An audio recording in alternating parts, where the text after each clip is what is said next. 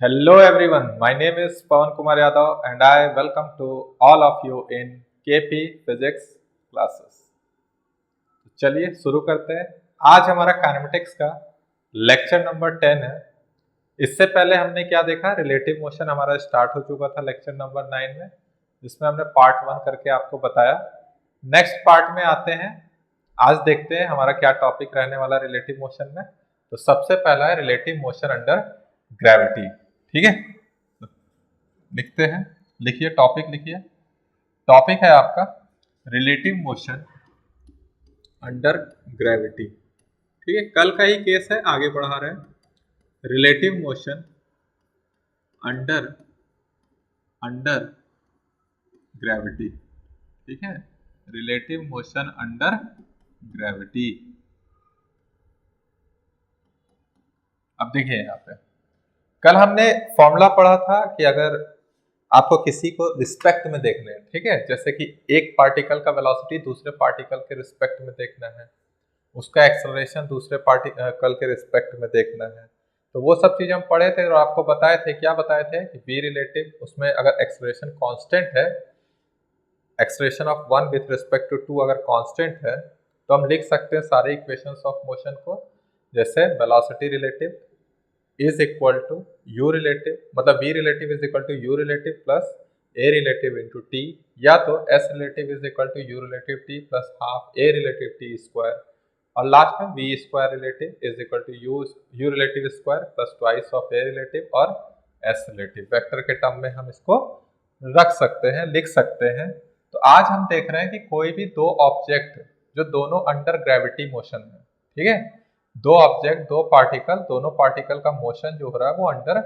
Gravity हो रहा है, तो उस तरह के क्वेश्चंस को कैसे हम सॉल्व करेंगे। तो उससे पहले हम ये देख लेते हैं कि अगर दोनों मोशन अंडर ग्रेविटी है, मतलब दोनों पार्टिकल का जो मोशन अंडर ग्रेविटी है, तो दोनों का एक्सेलरेशन कितना होगा, जी वेक्टर होगा। जैसे पार्टिकल 1 है उसका एक्सेलरेशन भी क्या होगा, जी। उसी तरीके से पार्टिकल 2 है तो उसका भी एक्सेलरेशन क्या होगा, जी। बात समझ में आ रही है। दो पार्टिकल्स हैं, दो ऑब्जेक्ट हैं, दोनों का मोशन जो रहा है वो अंडर ग्रेविटी देखने को मिल रहा है, तो दोनों का एक्सेलरेशन क्या होगा, सेम। अगर हम किसी को भी एक्सेलरेशन 1 का 2 के रिस्पेक्ट में देखें या 2 का 1 के रिस्पेक्ट में देखें, तो हमें क्या मिलने वाला है, acceleration of 1 with respect to 2, तो acceleration of 1 minus acceleration of 2। तो आपको मालूम है कि जी वेक्टर दोनों के लिए सेम डायरेक्शन में है, तो वैल्यू क्या हो जाएगी यहाँ पे, 0। अगर आपको expression of 2 with respect to 1 देखना है तो भी वो वैल्यू क्या आ जाएगा, 0 आ जाएगा। क्या आ जाएगा, 0 आ जाएगा। तो जी वेक्टर माइनस जी वेक्टर, यहाँ पे भी आपको क्या देखने को मिल रहा है, वैल्यू तो 0 ही मिल रहा है। तो एक्सेलरेशन हमारा क्या आ जा रहा है, 0 आ जा रहा है। तो जैसे ही एक्सेलरेशन अगर रिलेटिव वाला 0 आ जा रहा है, इसका मतलब हमने कल फॉर्मूला पढ़ा था, v relative is equal to you relative plus of A relative into T.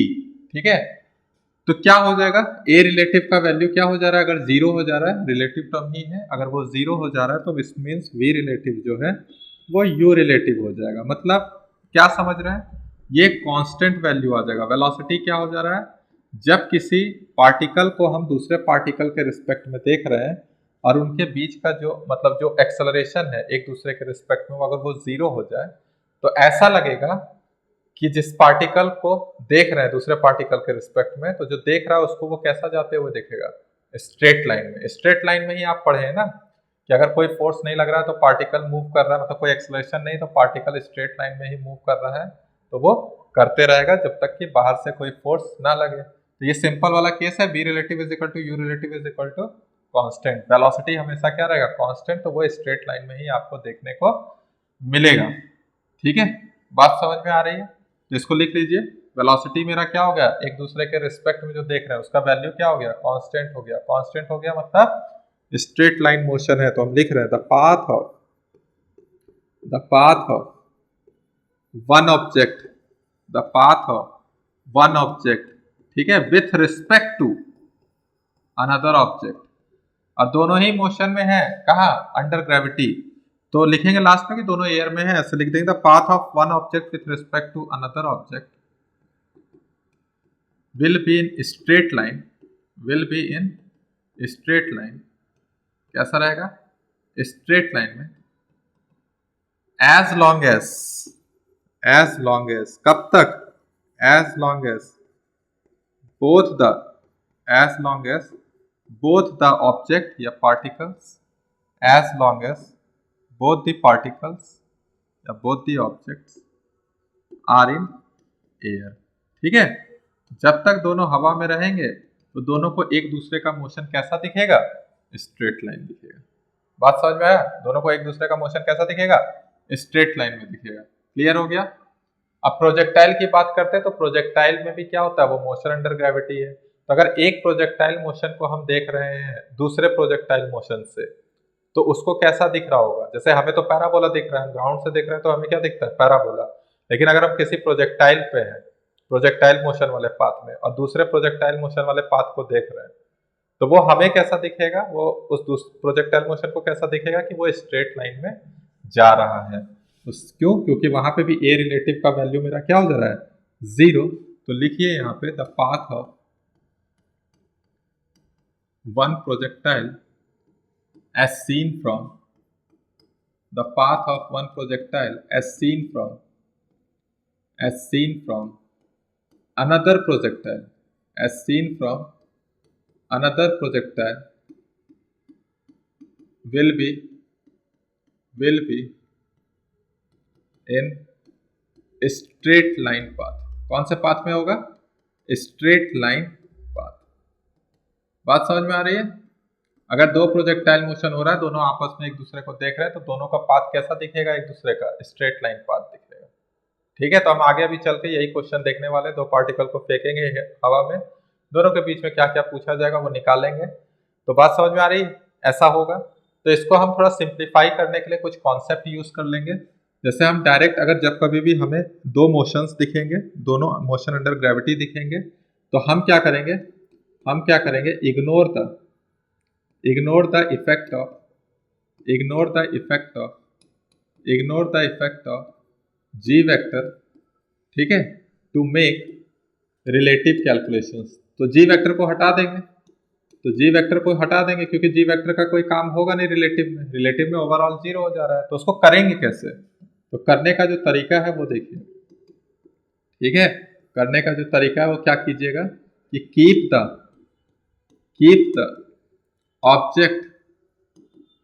The object moving in straight line, क्योंकि हमको लग रहा है हम दूसरे प्रोजेक्टाइल से बैठ के देख रहे हैं। ठीक है, तो keep the object moving in straight line in the direction of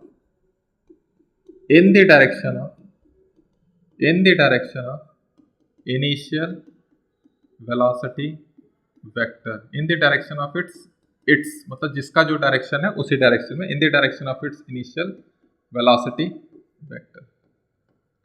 ठीक है, keep the object moving in straight line in the direction of its initial velocity vector.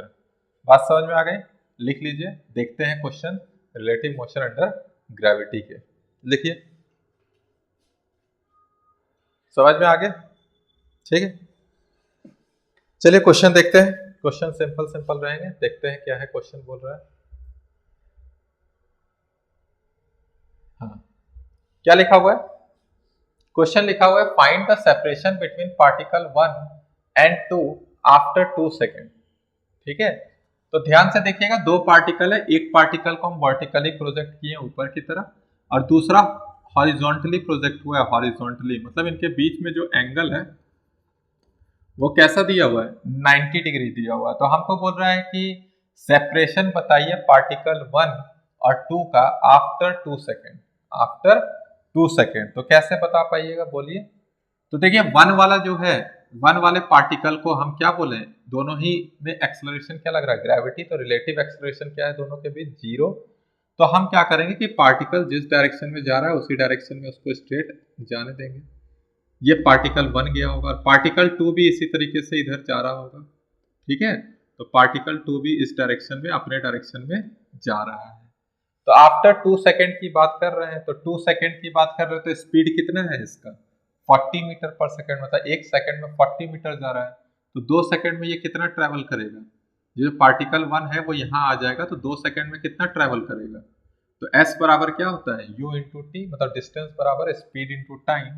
तो 40 मीटर पर सेकेंड और टाइम आपका कितना है, टाइम है 2 second, तो इसका लेंथ कितना हो जाएगा, ये वाला जो वैल्यू है ये कितना हो जाएगा 80 मीटर। तो कितना ट्रैवल किया उसने 80 मीटर। उसी तरीके से 2 वाला जो होगा 2 वाला पार्टिकल यहाँ तक आएगा, तो यहाँ तक कितना ट्रैवल किया है, तो स्पीड कितना है आपका 30 मीटर पर सेकेंड और इसको मल्टीप्लाई करेंगे 2 सेकेंड से, तो ये जो डिस्टेंस है वो कितना आ जा रहा है 60 मीटर। तो पार्टिकल 2 यहाँ आ गया, पार्टिकल 1 यहाँ पे आ गया, तो इनके बीच की दूरी क्या है, तो इनके बीच की दूरी यही है, ये है ये दूरी कितना होगा, तो ये आपको राइट एंगल ट्राइंगल दिख रहा है ना, तो इसका वैल्यू 80 है, इसका 60 है, तो ये under root 80 square plus 60 square, तो आपको मालूम होगा क्या हो रहा है, ये 6400 3600, ठीक है।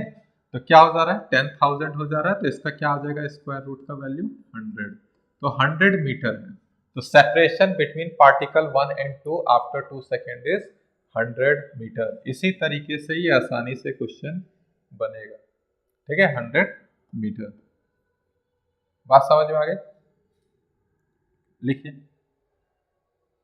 ठीक है। चलिए नेक्स्ट क्वेश्चन देखते हैं। नेक्स्ट क्वेश्चन क्या बोल रहा है, ये नहीं, ये वाला देखते हैं। Find the separation between particle 1 and 2 after 5 second. तो यहाँ पे भी हम बिल्कुल वैसा ही कर रहे हैं, आफ्टर 5 सेकेंड। तो ये आपका एक बीच में लाइन है जिससे 1 वाले का कितना है, 1 वाले का कितना है एंगल 37 डिग्री है। कितना एंगल है 37 डिग्री। तो 37 डिग्री है, तो कितना डिस्टेंस कवर कर रहा है, ये कितने सेकेंड में पूछा है, तो 5 सेकेंड में पूछा है। तो 20 इंटू 5 कर दीजिए, तो कितना मीटर है ये 100 मीटर। कितना मीटर लगा आपको ये 100 मीटर। उसी तरीके से एक और एंगल है, अगर ये 37 है तो ये एंगल कितना नजर आ रहा है आपको, तो ये 53 डिग्री होगा कि नहीं होगा, तो ये एंगल आपका क्या है 53 डिग्री एंगल है। और ये किधर कितना जा रहा है आपका, तो 15 मीटर पर सेकेंड है, तो 15 इंटू 5 कर दीजिए, तो कितना हो जाएगा ये आपका वैल्यू 75 मीटर। तो यहाँ जो डिस्टेंस कवर हो रहा है वो कितना हो रहा है 75, यहीं तक होगा, थोड़ा छोटा होगा लेंथ उससे। अब क्या है कि ये पॉइंट आ गया मेरा, यहाँ पे कौन सा आ गया पार्टिकल 2 आ गया, और यहाँ पे पार्टिकल क्या आ गया 1। तो हमको यही दूरी पूछा है, ये दूरी इनके बीच का कितना है। तो कैसे निकालिएगा, तो आपको ये देखिए राइट एंगल ट्राइंगल दिखना चाहिए, ये आपको राइट एंगल ट्राइंगल दिखना चाहिए। कैसे, ये 37 है, ये 53 है, तो दोनों मिलके कितना बन जा रहा है 90 डिग्री। तो आपको दिख रहा है ये राइट एंगल ट्राइंगल है, तो ये हाइपोटेन्यूस हो गया, तो हाइपोटेन्यूस का वैल्यू कितना हो जाएगा 100 का स्क्वायर प्लस 75 का क्या हो जाएगा स्क्वायर हो जाएगा। तो सॉल्व करने के लिए हम क्या करेंगे, सॉल्व करने के लिए हम 25 दोनों में हो रहा है, तो 25 को क्या कर लीजिए बाहर कर लीजिए, यहाँ फिर हो जाएगा 4 का स्क्वायर और यहाँ पे हो जाएगा 3 का स्क्वायर, और ये 5 होता है, तो 25 इंटू 5 हो जाएगा, तो आंसर आ जाएगा 125 मीटर। तो आफ्टर 5 सेकेंड पार्टिकल 1 और पार्टिकल 2 के बीच की दूरी जो हो जाएगी वो कितनी हो जाएगी 125 मीटर। लिख लीजिए इसको भी, लिखिए फटाफट, सिंपल सिंपल सवाल हो गया। चलिए नेक्स्ट क्वेश्चन देखते हैं। आइए, ये सारे क्वेश्चंस का हम कॉन्सेप्ट आगे यूज करने वाले हैं। वापस से इसको देखिए किस तरह का क्वेश्चन है। बोल रहा है कि दो पार्टिकल्स हैं 1 एंड 2 एक साथ प्रोजेक्ट कर रहे हैं, तो हमें कैपिटल H का वैल्यू बताना है अगर पार्टिकल कोलाइड कर रहे हैं मिड एयर में, मतलब पार्टिकल ये कोलाइड कर रहे हैं आगे जाके। जैसे 1 प्रोजेक्टाइल होके ऐसे आएगा, जैसे 1 आएगा ऐसे, 2 कैसे आएगा 2 आएगा ऐसे, तो कहीं तो कर रहा होगा ना, कहीं तो क्या कर रहा होगा कोलाइड कर रहा होगा, कहीं करेगा, कर नहीं रहा, मतलब कहीं अगर हो रहा है, तब हमको किसका वैल्यू बताना है H का वैल्यू बताना है। तो H का वैल्यू निकालिए, कैसे निकालिएगा H का वैल्यू, तो हमने क्या बोला इस तरह के पाथ हम नहीं बनाएंगे अगर G इफेक्ट आ रहा है दोनों में, मतलब G वेक्टर इसमें भी G वेक्टर इसमें भी, तो रिलेटिव एक्सेलरेशन 0 हो जा रहा है, तो हम ऐसा मानेंगे कि ये स्ट्रेट लाइन पाथ अपना कवर कर रहा है। तो देखिए हम वापस से यहाँ पे फिगर बना रहे हैं ताकि आप समझिए क्या हो रहा है। ये हुआ आपका, ये आगे की तरफ ऐसे जा रहा है, इधर आपका एक है ये सेकेंड वाला पार्टिकल जो कि किधर आ रहा है इधर की तरफ आ रहा है, ठीक है। तो ये है सेकेंड पार्टिकल और ये कौन सा है आपका फर्स्ट पार्टिकल। तो कहीं आके कोलाइड किए होंगे, मान लीजिए यहाँ पे आके इसने क्या किया कोलाइड किया, तो कोलाइड किया होगा, ठीक है। तो हमें क्या क्या दिया हुआ है इसके अलावा, तो इसके अलावा ये दिया है 100 मीटर, ये कितना दिया हुआ है 100 मीटर, और ये वैल्यू कितना दिया हुआ है 150 मीटर। और हमें निकालना कौन सा है, हमें निकालना है इस h का वैल्यू। किसका वैल्यू निकालना है h का वैल्यू। तो कैसे निकालेंगे h का वैल्यू, तो देखिए ये पार्टिकल मेरा इधर से इधर जा रहा है, कितना स्पीड से जा रहा है ये 50 मीटर पर सेकेंड से, और ये इधर कितने के स्पीड से आ रहा है 10 मीटर पर सेकेंड से आ रहा है। तो दोनों यहाँ पे कोलाइड कर रहे हैं, इस पॉइंट पे दोनों क्या कर रहे हैं कोलाइड कर रहे हैं। तो जब कोलाइड कर रहे हैं रिलेटिवली देख रहे हैं, ठीक है, तो यहाँ पे आके क्या हो रहा है कोलिजन हो रहा है। तो जब कोलिजन हो रहा है तो हम कैसे निकालेंगे इसको, तो देखिए 10 मीटर पर सेकेंड इस डायरेक्शन में कितना चला, ध्यान से देखिए, ये जो 2 वाला पार्टिकल है वो टी टाइम में, कितने टाइम में टी टाइम में कितने स्पीड से 10 के स्पीड से इतना डिस्टेंस कवर किया ना। बात समझ में आ रही है, 10t कैसे लिखे हैं 10 का स्पीड है पार्टिकल 2 का, और कितना टाइम लिया यहाँ आने में t टाइम लिया हुआ, तो डिस्टेंस कितना कवर किया 10t। उसी तरीके से ये जो 50 मीटर पर सेकेंड है तो ये इधर चला है 50t, देखिए ध्यान से, ये इधर चला है कितना 50 इंटू टी, कितना चला है 50 इंटू टी इस डायरेक्शन में, लेकिन हमको हॉरिजॉन्टल में चाहिए और वर्टिकल में चाहिए कि कितना कितना चला है। तो ये है आपका वर्टिकल और ये हो गया क्या आपका हॉरिजॉन्टल। ये कितना एंगल दिखा रहा है वो 37 डिग्री, कितना एंगल है 37। इसका मतलब क्या है कि ये वर्टिकल वाले का कुछ वैल्यू होगा, कितना वैल्यू है तो 50 टी, उसका कौन सा कंपोनेंट आ जाएगा इस लेंथ का, तो साइन वाला कंपोनेंट आएगा। जो परपेंडिकुलर में होते हैं वो कौन से कंपोनेंट आ जाते हैं साइन में, ठीक है, और ये वाले कौन से कंपोनेंट हो जाएंगे कॉस में। तो 50t कॉस 37 डिग्री। सॉल्व कीजिए दोनों को, ये 50t इंटू साइन 37 3/5, तो 5 से 10 बार में, तो इसका वैल्यू हो जाएगा 30t। कॉस 37 का वैल्यू आपको मालूम होगा, अगर ये 3/5 है तो ये 4/5, तो 5 से 50, तो यहाँ आंसर आ जाएगा 40t। तो ये जो लेंथ है वो कितना है 40t, और इधर जो लेंथ कवर हुआ हॉरिजॉन्टल में वो कितना है 10t। ध्यान से देखिए, पार्टिकल 1 का हॉरिजॉन्टल डिस्टेंस t टाइम में कवर हुआ 40t, और ये हॉरिजॉन्टली ही मूव कर रहा था इसका 10t, तो 40t प्लस 10t, देखिए total distance 40t plus 10t, ये टोटल डिस्टेंस कवर हुआ किसमें हॉरिजॉन्टल में, उसका वैल्यू दिया हुआ कितना है 150 मीटर। तो यहां से हम निकाल सकते हैं 40 प्लस 10 कितना हो जाएगा 50t which is equal to 150। तो t का वैल्यू कितना हो जाएगा 3 सेकेंड, तो टाइम का वैल्यू कितना हो जाएगा 3 सेकेंड। बात समझ में आ रही, टाइम कितना हो गया 3 सेकेंड, ठीक है। अब जैसे ही टाइम 3 सेकेंड हो गया, हमको पता चल गया, जैसे अगर यहाँ क्वेश्चन पूछता कि बताइए कितने समय के बाद कोलाइड कर रहा है वो दोनों, तो कितने समय के बाद कोलाइड कर रहा था 3 सेकेंड। हमको क्या निकालने बोला है, हमको h निकालने बोला है। तो अगर आप h को देखिए तो h दो हाइट से मिलके बना है, एक तो ये वाला पार्ट 100 है और ऊपर में इसका वैल्यू कितना है 30t, तो लिखेंगे 100 प्लस में 30t, और टाइम अब हमको पता चल गया टाइम कितना है, कितने समय के बाद कोलाइड कर रहा था 3 सेकंड के बाद। तो 100 प्लस 30 इंटू 3, तो 100 प्लस 90, तो वैल्यू क्या हो जाएगा 190 मीटर। मतलब पार्टिकल 2 जो प्रोजेक्ट हुआ है उसका हाइट कितना था ग्राउंड से 190 मीटर था, ठीक है। बात समझ में आई, तो बना लीजिए, इसको भी लिख लीजिए, समझ में आया, ठीक है। नेक्स्ट क्वेश्चन भी बिल्कुल इसी तरीके से है, देखेंगे वहां पे दोनों का एंगल कुछ कुछ दिया हुआ, जैसे यहाँ एक पे एंगल है दूसरा तो आपका हॉरिजॉन्टल था, उसमें देखते हैं क्या होगा। हो गया, चलिए नेक्स्ट देखते हैं क्या लिखा हुआ है। देखिए यहाँ पे दो एंगल है, कैसे है आपका, बना लेते हैं एक बार फिगर। सिंपल है, स्ट्रेट लाइन में जाने दीजिएगा। और एक बार क्वेश्चन पढ़ लीजिए, क्वेश्चन क्या बोल रहा है। क्वेश्चन बोल रहा है कि दोनों पार्टिकल प्रोजेक्ट हुए साइमल्टेनियसली, तो हमें h का वैल्यू बताना है if the particle collides in mid air, और h इस बार कौन सा है, ये वाला साइड है। और क्या वैल्यू दिया हुआ है, ये 350 दिया हुआ, 350 मीटर दिया हुआ है, और इसका वैल्यू कितना दिया हुआ है, इसका वैल्यू दिया हुआ है 50 मीटर, ठीक है। तो देखिए यहाँ पे कितना है 37 डिग्री, पार्टिकल 1 किधर जा रहा है इस डायरेक्शन में जा रहा है, कितना एंगल पे 37 डिग्री पे, यहाँ से कितना डिग्री है 37 डिग्री। उसी तरीके से पार्टिकल 2 53 डिग्री पे जा रहा है, तो पार्टिकल 2 का हॉरिजॉन्टल से कितना एंगल है तो 53 डिग्री, तो ये है आपका 53 डिग्री। यहाँ कहीं आके दोनों क्या कर रहा होगा कोलाइड कर रहा होगा, तो ये एंगल हो जाएगा आपका 53 डिग्री। तो कोलाइड करेगा तो ये वाला पार्ट आ रहा है, देखिए ध्यान से देखिएगा, ये जो हम पूरा बना रहे हैं स्ट्रक्चर, ज्योमेट्री इसका, ठीक है, बिल्कुल उसी तरीके से चलेगा जैसे पहले चला था। ये कितना है, वैल्यू नहीं दिया है क्या इसका मैंने, 37 डिग्री है, 53 डिग्री है, वैल्यू लिख लीजिए एक बार। वैल्यू दोनों का सेम रख देते हैं, जैसे ये 50 मीटर पर सेकेंड है और ये भी कितना है 50 मीटर पर सेकेंड है, तभी कर पाएंगे हम, ठीक है। 50 मीटर पर सेकेंड और उसका भी क्या है 50 metre per second, 50 metre per second. तो ये आपका इस डायरेक्शन में टी टाइम में कितना चला होगा, ध्यान से देखिए, टी टाइम में कितना चला होगा, तो ये चला होगा 50 टी, कितना चला होगा 50 टी। उसी तरीके से ये भी कितना चला होगा, ये भी चला होगा 50 टी, ध्यान से सुनिए, ये भी 50 टी चला और ये भी क्या चला है 50 टी चला है, ठीक है।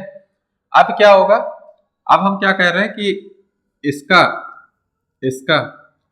कितना आ जाएगा, 50 टी का cos 37 है, cos 37 का वैल्यू कितना होता है 4/5, तो 50 टी को आप किसके साथ मल्टीप्लाई कर दीजिए 4/5 के साथ, तो ये हो जाएगा 40 टी।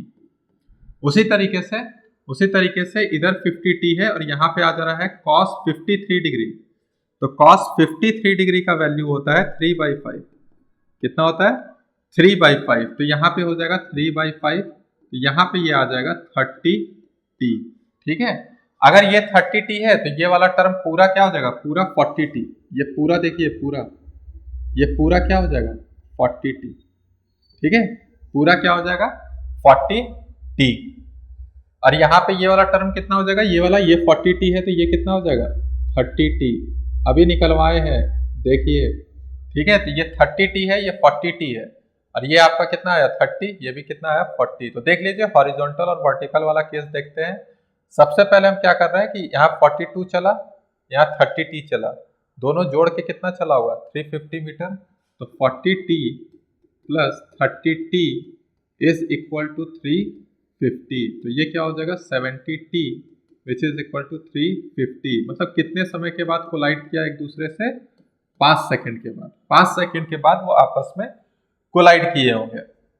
तो हमको ये हाइट h का वैल्यू पूछ रहा है, तो h का वैल्यू कैसे पता कर पाएंगे, तो देखिए अगर 50 है और ये वाला हाइट लिख पाए तो आंसर आ जाएगा, ये वाला हाइट, ये ठीक है, ये वाला हाइट चाहिए हमको, ये वाला, और ये कितना है आपका 50, इसका वैल्यू कितना है 50, और ये हाइट कितना है, तो देखिए पूरा कितना है 40 टी, और ये छोटा वाला जो दिख रहा है एक्चुअल में बड़ा है, वो कितना है वो 30 टी, तो 40 में से 30 जाएगा तो कितना बचेगा 10 टी, कितना बचा 10 टी। अब 10 टी प्लस 50 मिलके क्या हो जाएगा h, तो h का वैल्यू है 10 टी प्लस 50, और 10 टी का वैल्यू क्या है 5, टी का वैल्यू क्या है 5, टी का वैल्यू है 5, ठीक है, टी का वैल्यू लिखिए 5, और प्लस में क्या है 50 है, तो 10 5 50, और यहाँ पे भी 50, और 50 कितना हो जाएगा 100 मीटर। बात समझ में आई, तो इस बार हाइट का वैल्यू कितना आ गया 100 मीटर। तो सिंपल है, बिल्कुल उसी तरीके से पिछले वाले जैसा, यहाँ पे भी हम हॉरिजॉन्टल डिस्टेंस की मदद से क्या निकाल रहे हैं टाइम, और वर्टिकल डिस्टेंस की मदद से हम क्या निकाल पाए हाइट, ठीक है, क्लियर है, ठीक। चलिए एक और क्वेश्चन देखते हैं।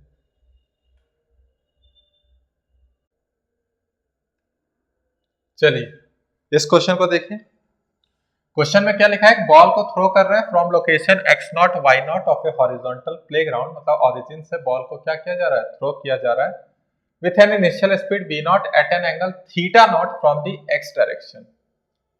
अब बॉल को हिट कर रहे हैं बाय अ स्टोन, मतलब उस बॉल को हिट किया जा रहा है कि स्टोन से जो कि थ्रो कर रहा है at the same time from the location, मतलब उसका लोकेशन L और 0 है, मतलब x एक्सिस से ही दोनों को थ्रो कर रहे हैं। जैसे यहां ऐसे देखिए, ध्यान दीजिएगा क्या दिया हुआ है, ठीक है, जैसे ये है आपका, और क्या है ये है, एक कोऑर्डिनेट है L0 और दूसरा कोऑर्डिनेट क्या है 0 0, ठीक है, एक कोऑर्डिनेट है आपका L0 और दूसरा कोऑर्डिनेट क्या है 0 0। तो स्टोन को हम थ्रो कर रहे हैं एंगल 180 माइनस थीटा 1 पे, मतलब इसको, इसका स्पीड हम लिख दे रहे हैं, यहाँ v नॉट है और क्या है आपका थीटा नॉट है। यहाँ पे क्या है, स्पीड के बारे में कुछ बोला है, stone is thrown at an angle 180 minus theta 1, 180 minus theta 1 from the positive x x direction with a suitable initial speed, मतलब कुछ इसका इनिशियल स्पीड है। अब बोल रहा है for a fixed v naught, for a fixed मतलब v naught का वैल्यू क्या है, कांस्टेंट है। तो व्हेन थीटा नॉट थीटा 1 का वैल्यू कितना है 45 डिग्री, तो स्टोन हिट करता है बॉल को आफ्टर टाइम t1। तो हम इधर से बॉल को फेंक रहे हैं कितना एंगल पे, 45 डिग्री पे। अब देखो इसका थीटा 1 को भी क्या दिया है 45 डिग्री, तो यहाँ थीटा 1 45 डिग्री, मेजर कहाँ से कर रहे थे, पॉजिटिव एक्स डायरेक्शन से। ये है आपका पॉजिटिव एक्स एक्सिस, तो हम इधर से मेजर कर रहे थे, पॉजिटिव एक्स एक्सिस से मेजर कर रहे हैं पॉजिटिव। तो अगर थीटा 1 को 45 लिखते हैं तो 45 माइनस करेंगे तो 135 होगा, तो 135 आपका किधर आएगा, सेकेंड क्वाड्रेंट, मतलब इस पार हो जाएगा। तो ऐसे आ रहा है, ऐसे फेंक रहे हैं, तो यहां से देखिए अगर ये 135 है तो ये क्या हो जाएगा 45 डिग्री, ठीक है।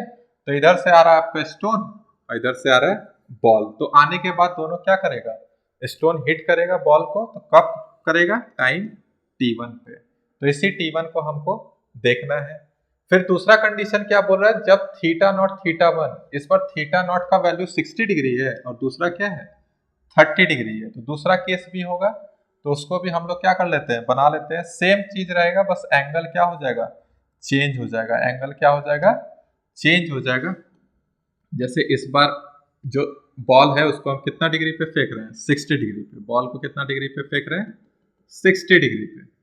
बॉल को फेंक रहे हैं 60 डिग्री पे और स्टोन को फेंक रहे हैं कितना डिग्री पे, 30 डिग्री पे। स्टोन को कितना पे फेंक रहे हैं, 30 डिग्री पे। तो यहाँ पे भी टकराएगा तो स्पीड क्या रहेगा, t2।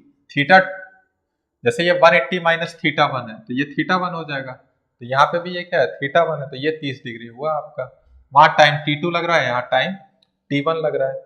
ये स्पीड कांस्टेंट है, यहाँ भी v नॉट है, ठीक है, यहाँ पे ये v1 है। तो v1 क्या है, सूटेबल इनिशियल स्पीड है, जरूरत के अनुसार है, मतलब कुछ ना कुछ आने वाला है, देखते हैं क्या क्या नहीं।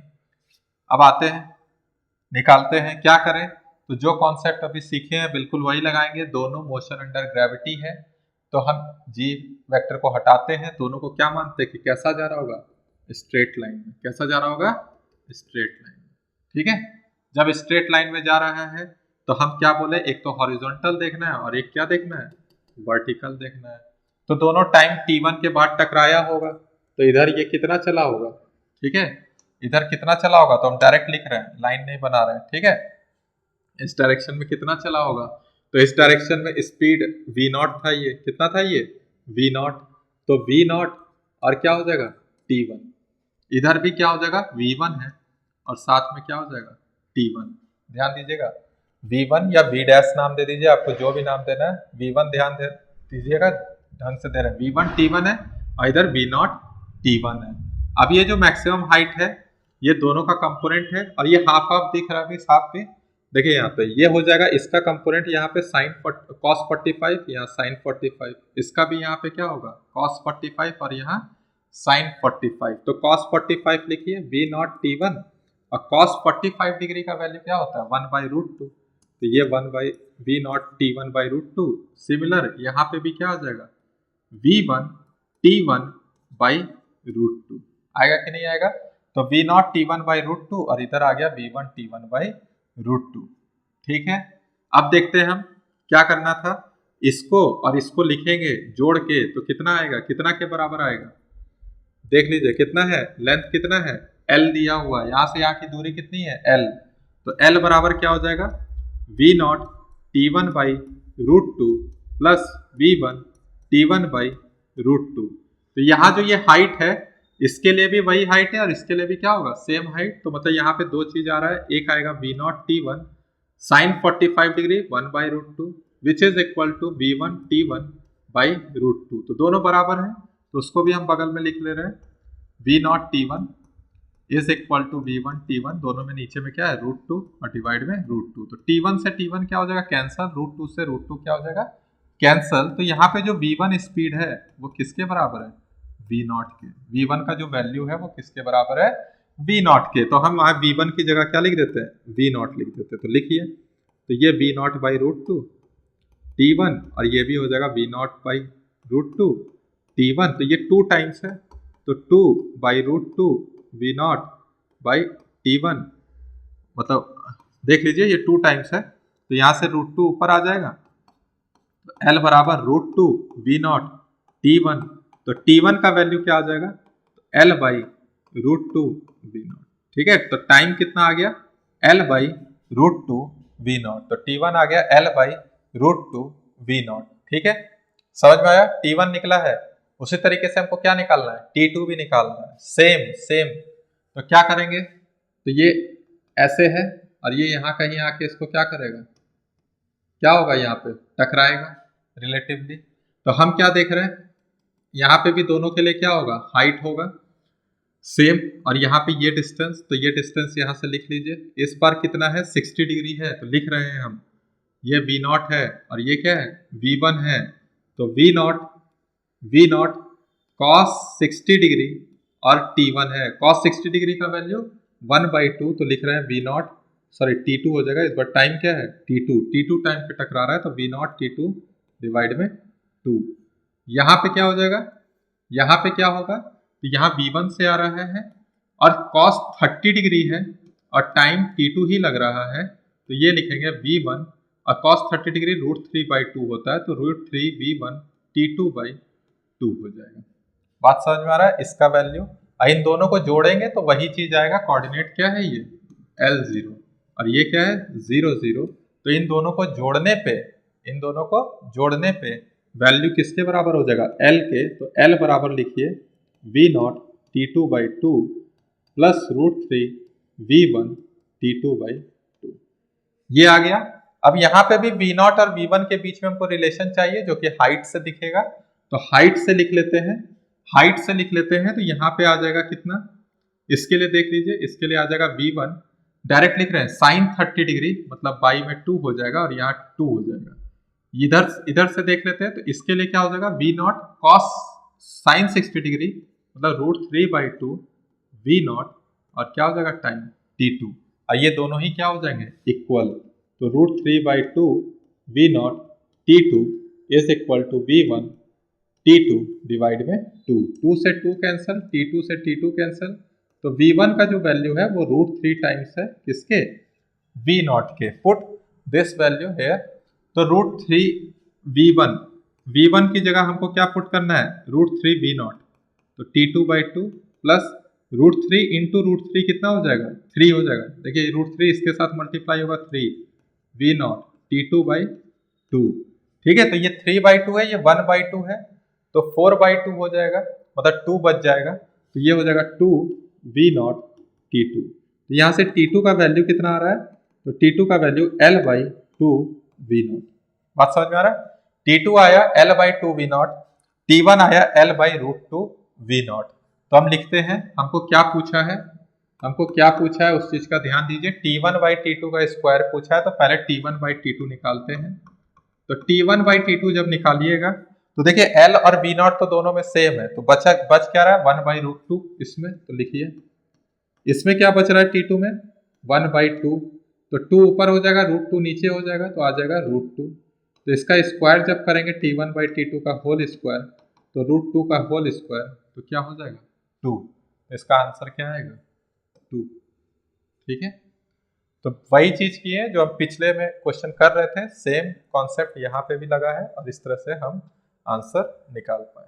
ठीक है, तो ये जेईई एडवांस का आपका आया हुआ क्वेश्चन था न्यूमेरिकल्स में, मतलब इंटीजर बेस्ड था, इंटीजर बेस्ड। ठीक है, लिखिए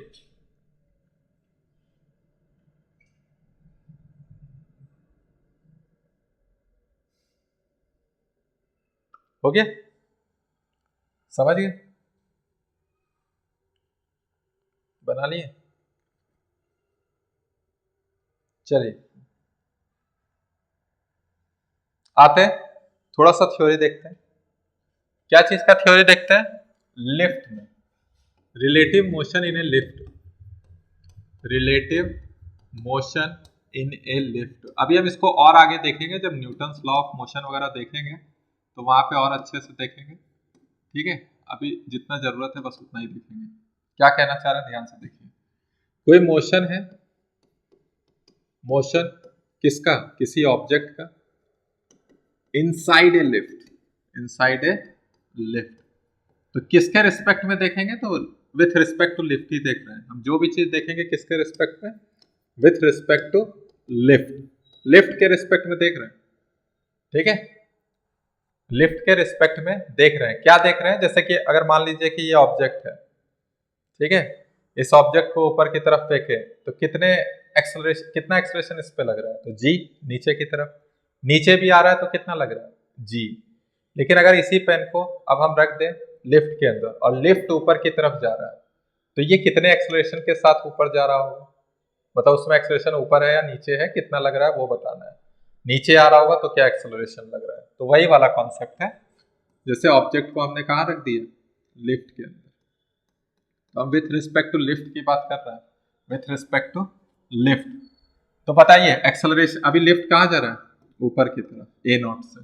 ठीक है, अब ये आदमी है, ठीक है, इस पे जी इफेक्टिव कितना काम कर रहा है, जी इफेक्टिव, या कोई ऑब्जेक्ट रखा हुआ है, तो जी इफेक्टिव मतलब क्या, किसी का एक्सेलरेशन किसी और के रिस्पेक्ट में। तो यहाँ किसके रिस्पेक्ट में देख रहे हैं, लिफ्ट के रिस्पेक्ट में देख रहे हैं। तो अगर आदमी को हवा में रखते तो क्या होता है, या ऑब्जेक्ट को हवा में रखते तो क्या होता है, जी लगता है, और लिफ्ट का कितना है, ए नॉट है। तो देखते हैं यहाँ पे क्या हो रहा है। जैसे जब जी इफेक्टिव की बात कर रहे हैं तो दो वेक्टर लगेंगे, A1 vector minus A2 vector.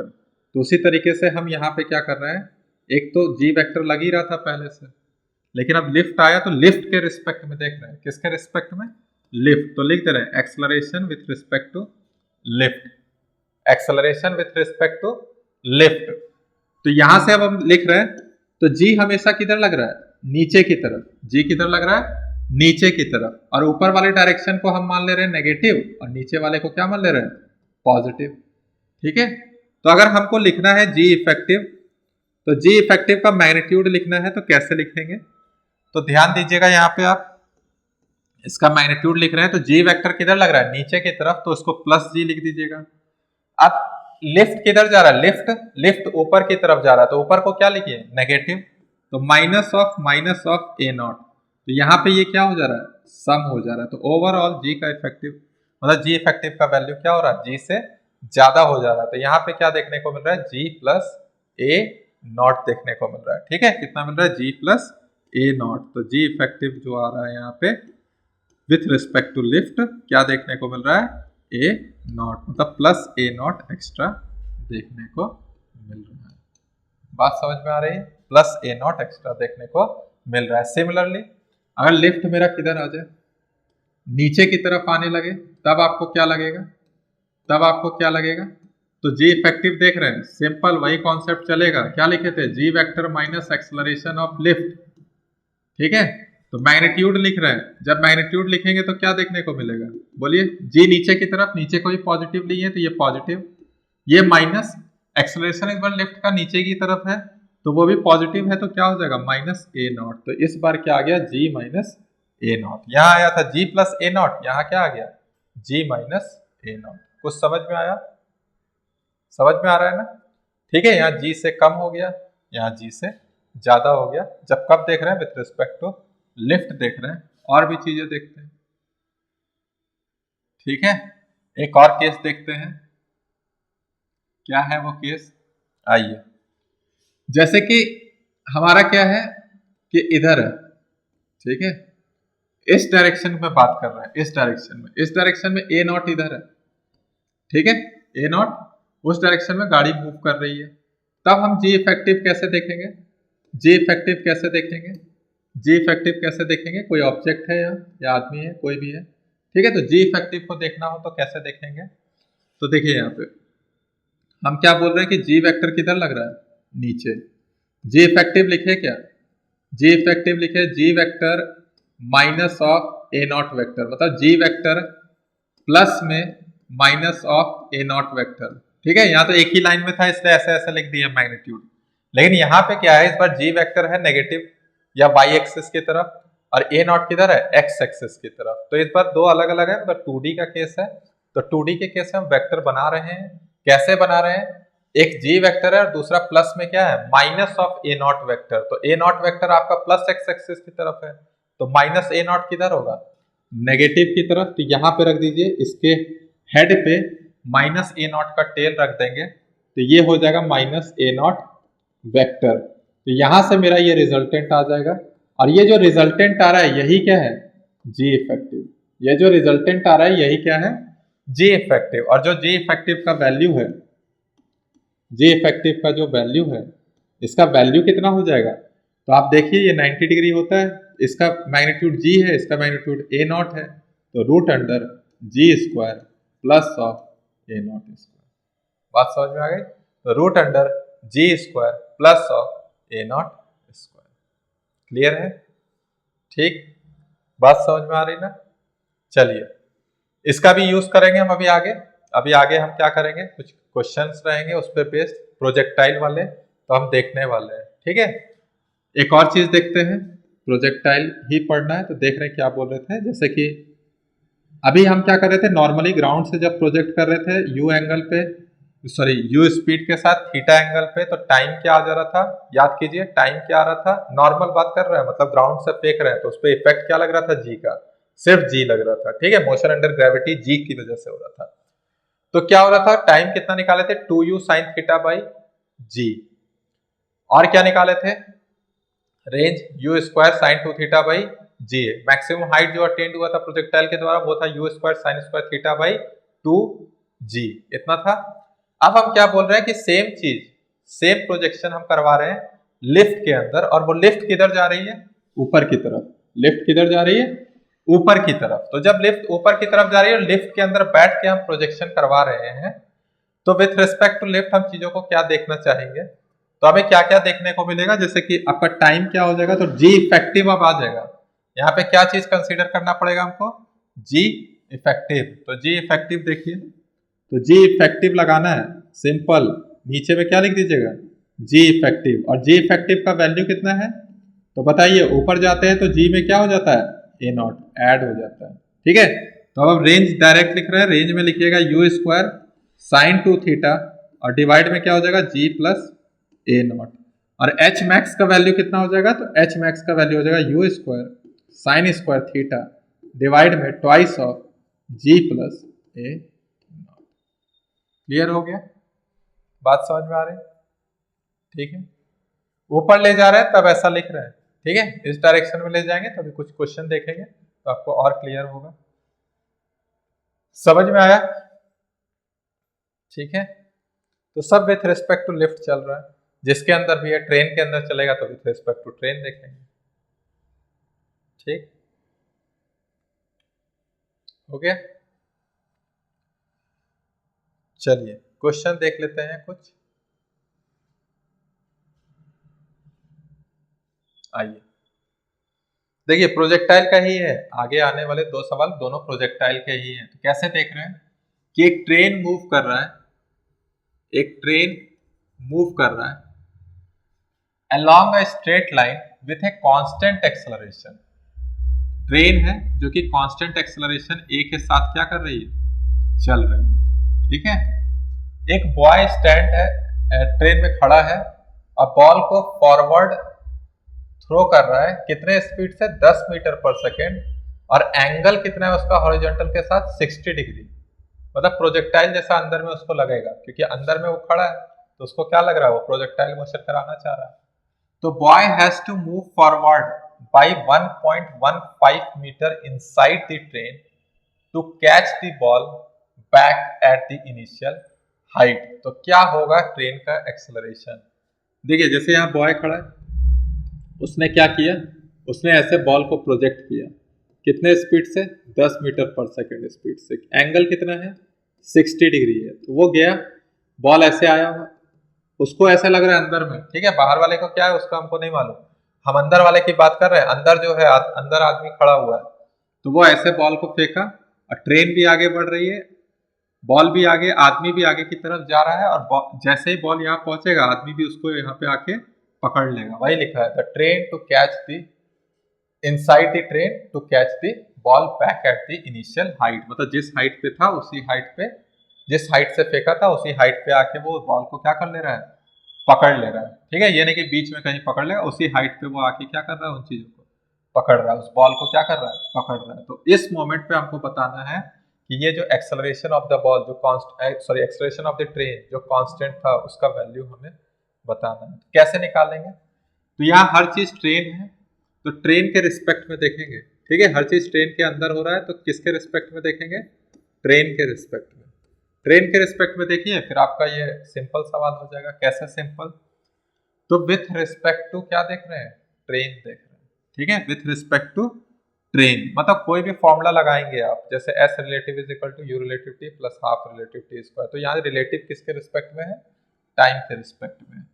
ठीक है, अब देखिए यहाँ पे हम क्या लिख रहे हैं, बॉल, सब कुछ लिख ले रहे हैं, सब कुछ मतलब क्या क्या यूज होता है तुम्हारा इक्वेशन ऑफ मोशन में, सब कुछ यूज करेंगे।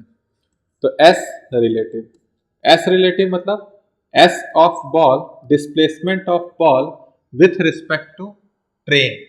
तो ट्रेन के रिस्पेक्ट में कितना डिस्प्लेस हुआ, 1.15 मीटर, अंदर में इतना ही डिस्प्लेस हुआ ना, वो ट्रेन के रिस्पेक्ट में हुआ, तो कितना है, 1.15 मीटर। क्लियर हो गया ये। अभी क्या है, u रिलेटिव हम देख रहे हैं, तो हम x एक्सिस में भी देखेंगे और किस में देखेंगे, y एक्सिस में भी देखेंगे। तो हमारा यहाँ पे u x में बोल रहे हैं, अंदर में 10 मीटर पर सेकंड से, खुद बोल रहा है कि हम 10 मीटर पर सेकंड से फेंक रहे हैं, मतलब वो किसके रिस्पेक्ट में फेंक रहा है, ट्रेन के रिस्पेक्ट में फेंक रहा है। तो यहाँ पे x के रिस्पेक्ट, x में देख लेते हैं ux of ball with respect to train. तो विथ रिस्पेक्ट टू ट्रेन, तो ट्रेन के रिस्पेक्ट में है। ठीक है, क्योंकि एक्सेलरेशन है तो इसका वेलोसिटी बार बार ट्रेन का चेंज कर रहा होगा, लेकिन जब उसने फेंका है तो वो विथ रिस्पेक्ट टू ट्रेन दिया हुआ है 10 मीटर पर सेकेंड। तो इसका कॉस कंपोनेंट ले लीजिए, तो 10 cos 60 डिग्री, जिसका वैल्यू हो जाएगा 5 मीटर पर सेकेंड। ठीक है, उसी तरह y में भी हो जाएगा इनिशियल वेलोसिटी, इनिशियल स्पीड या initial speed of projection in y direction of the ball with respect to train. तो कितना हो जाएगा आपका, ऊपर में 10 इंटू √3/2, तो ये वैल्यू हो जाएगा 5√3 मीटर पर सेकेंड। तो एक तो स्पीड हो गया, और आपका ये क्या हो गया, एस बी टी, और एक क्या है, acceleration, acceleration of ball with respect to train, acceleration of ball with respect to train. तो किस डायरेक्शन में, तो दोनों डायरेक्शन में, एक्स में भी देखेंगे और साथ ही साथ किस में देखेंगे, वाई में देखेंगे। तो जब x में देख रहे हैं तो x में कोई एक्सेलरेशन रहता है क्या, प्रोजेक्टाइल मोशन में नहीं रहता है, बॉल का खुद का रहता है, ग्राउंड में जब देखते हैं तो नहीं। तो एक्सेलरेशन ऑफ बॉल मान लीजिए क्या, 0। और क्या हो जाएगा, ट्रेन का क्या है, ट्रेन का a है, इस डायरेक्शन को हम पॉजिटिव मान रहे हैं, इधर हम पॉजिटिव मान रहे हैं, इधर क्या मान रहे हैं, नेगेटिव। तो ट्रेन का एक्सेलरेशन पॉजिटिव तरफ है, तो यहाँ पे ये 0 है, और ये क्या हो जा रहा है, ट्रेन का हो जा रहा है आपका a, तो क्या हो जाएगा ये, -a metre per second square. बहुत इंपॉर्टेंट है। अभी तक हम 0 0 0 पढ़ के आए थे, तो 0 पढ़ के आए थे तो उसके हिसाब से रेंज हम देखे थे, ux इंटू टी आ जा रहा था, लेकिन यहाँ पे इस बार नहीं आएगा, यहाँ पे ax भी है। ठीक है, उसके बाद ट्रेन बॉल का एक्सेलरेशन ट्रेन के रिस्पेक्ट में इन y डायरेक्शन, तो y डायरेक्शन में आपका ट्रेन का कोई एक्सेलरेशन नहीं है, तो जो भी है बॉल पे लग रहा है, जो कि किधर लग रहा है, नीचे की तरफ। किधर लग रहा है, नीचे की तरफ। अगर हम ऊपर पॉजिटिव है और नीचे नेगेटिव मान रहे हैं, तो सिंपल यहाँ पे क्या हो जाएगा, बॉल पे ही जो लग रहा था वो -g metre per second square. Clear हुआ, ये -a और यहाँ क्या हो गया, -g metre per second square. अब हमको क्या निकालना होगा, हमें सिंपल है, हमको रेंज दे दिया है, ठीक है, इनिशियल वेलोसिटी उस डायरेक्शन में दे दिया है, एक्सेलरेशन हमको निकालना ही है, तो बस किसी तरीके से टाइम पता चल जाए कि यहाँ से यहाँ पहुंचने में समय कितना लग रहा है। तो टाइम निकालने के लिए आप क्या कीजिएगा, टाइम निकालने के लिए वर्टिकल डिस्प्लेसमेंट क्या होगा, 0। तो हम लिख रहे हैं वर्टिकल डिस्प्लेसमेंट, ये x डायरेक्शन में हो रहा है, ये भी x डायरेक्शन में है, तो वर्टिकल डायरेक्शन में डिस्प्लेसमेंट क्या होना चाहिए, 0। तो वर्टिकल डायरेक्शन का आप ले लीजिए u B t, direct formula भी चिपका सकते थे हम, क्योंकि कोई इफेक्ट नहीं पड़ा है वर्टिकल डायरेक्शन में, तो टाइम बिल्कुल वही हो जाएगा 2u sin theta by G, 2u sin theta by G, मतलब ये वाला 2u y B T by G आ जाता, देखिए वही आ जाएगा निकल के, u बी टी y में टाइम, फिर क्या हो जाएगा -हाफ, मतलब +हाफ a बी टी,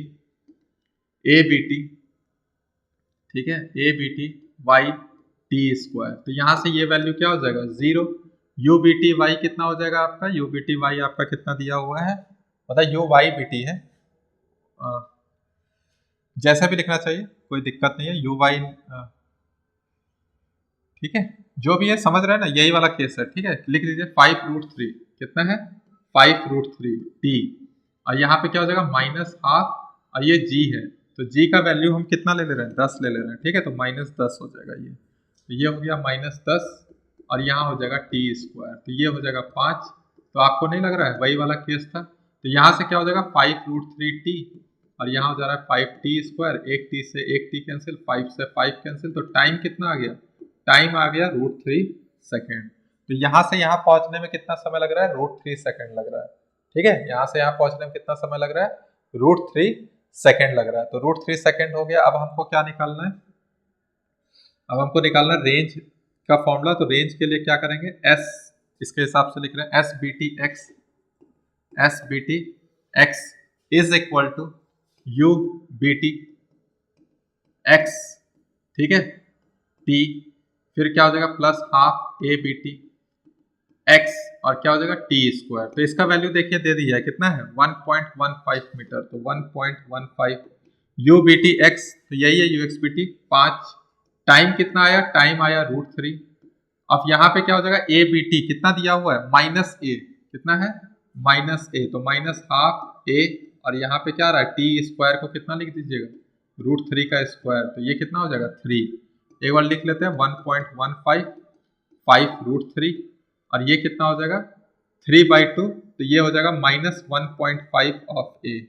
देखिए 3/2 -1.5 इंटू ए, तो इसको इधर ले आइए 1.5 ए को, और ये उधर आ जाएगा, और √3 को लिख लीजिए 1.732 होता है, 1.73 लिख रहे हैं 1.73, और ये माइनस में 1.15 हो जाएगा। तो इसको मल्टीप्लाई करके सब्ट्रैक्ट कीजिए, तो कितना हो जाएगा 5 3 15, और ये क्या हो जाएगा 7 5 35 36, और 8.65, और -1.15 1.5 ए, और सॉल्व कीजिए तो 1.5 ए, यहाँ से ये 65 15 कितना हो जाएगा 50, और ये 7.5 हो जाएगा, और ये 15 के टेबल में 3 बार में, तो ए का वैल्यू आपका 3 बोल रहे हैं, सॉरी क्या हो जाएगा 15 5 ना, 15 5 15 5, ये 5 है 5, 15 5, तो कितना हो जाएगा ये आपका वैल्यू 5, तो एक्सेलरेशन कितना आ गया 5 मीटर पर सेकेंड स्क्वायर। तो मेरा ट्रेन का एक्सेलरेशन कितना आ गया 5 मीटर पर सेकेंड स्क्वायर, तो ये आंसर हो गया मेरा। समझ में आ गया ना, विथ रिस्पेक्ट टू ट्रेन देखे हैं, किसके रिस्पेक्ट में देख रहे हैं, ट्रेन के रिस्पेक्ट में। जब ट्रेन के रिस्पेक्ट में देख रहे हैं तो सब कुछ ट्रेन के रिस्पेक्ट में लिख दीजिए, बाकी प्रोजेक्टाइल में जो यूज किए थे एकदम basic, U X A X, U Y A Y, S X S Y, बाकी फॉर्मूला लगाइए आंसर आ जाएगा, ठीक है। और अगर जहां इफेक्ट आपको नहीं देखने को मिल रहा है तो डायरेक्ट फॉर्मूला भी टाइम का, जैसे यहाँ टाइम का डायरेक्ट फॉर्मूला लगा सकते थे। देखिए कैसे बोल रहे हैं, तो हम जानते थे 2 यू वाई बाई जी, तो देखिए डायरेक्ट आता 2 यू वाई का वैल्यू कितना था 5√3, और जी का वैल्यू कितना था 5, सॉरी जी का वैल्यू 10, तो ये कैंसिल, तो √3 आता कि नहीं आता। तो इतना लिखने का जरूरत नहीं था, जहां इफेक्ट नहीं पड़ रहा है वहां पे हम डायरेक्ट टाइम निकाल सकते थे। यहाँ पड़ रहा था क्योंकि यहाँ पे ये वैल्यू 0 नहीं, इसी को तो निकालना ही था, इसलिए ये पूरा हमें करना पड़ा, ठीक है, लिख लीजिए। अच्छा सवाल है ये,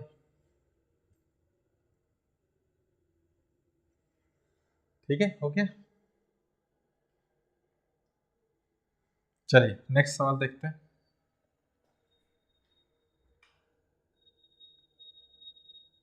नेक्स्ट सवाल क्या है, सवाल आपका थोड़ा बड़ा कर देंगे,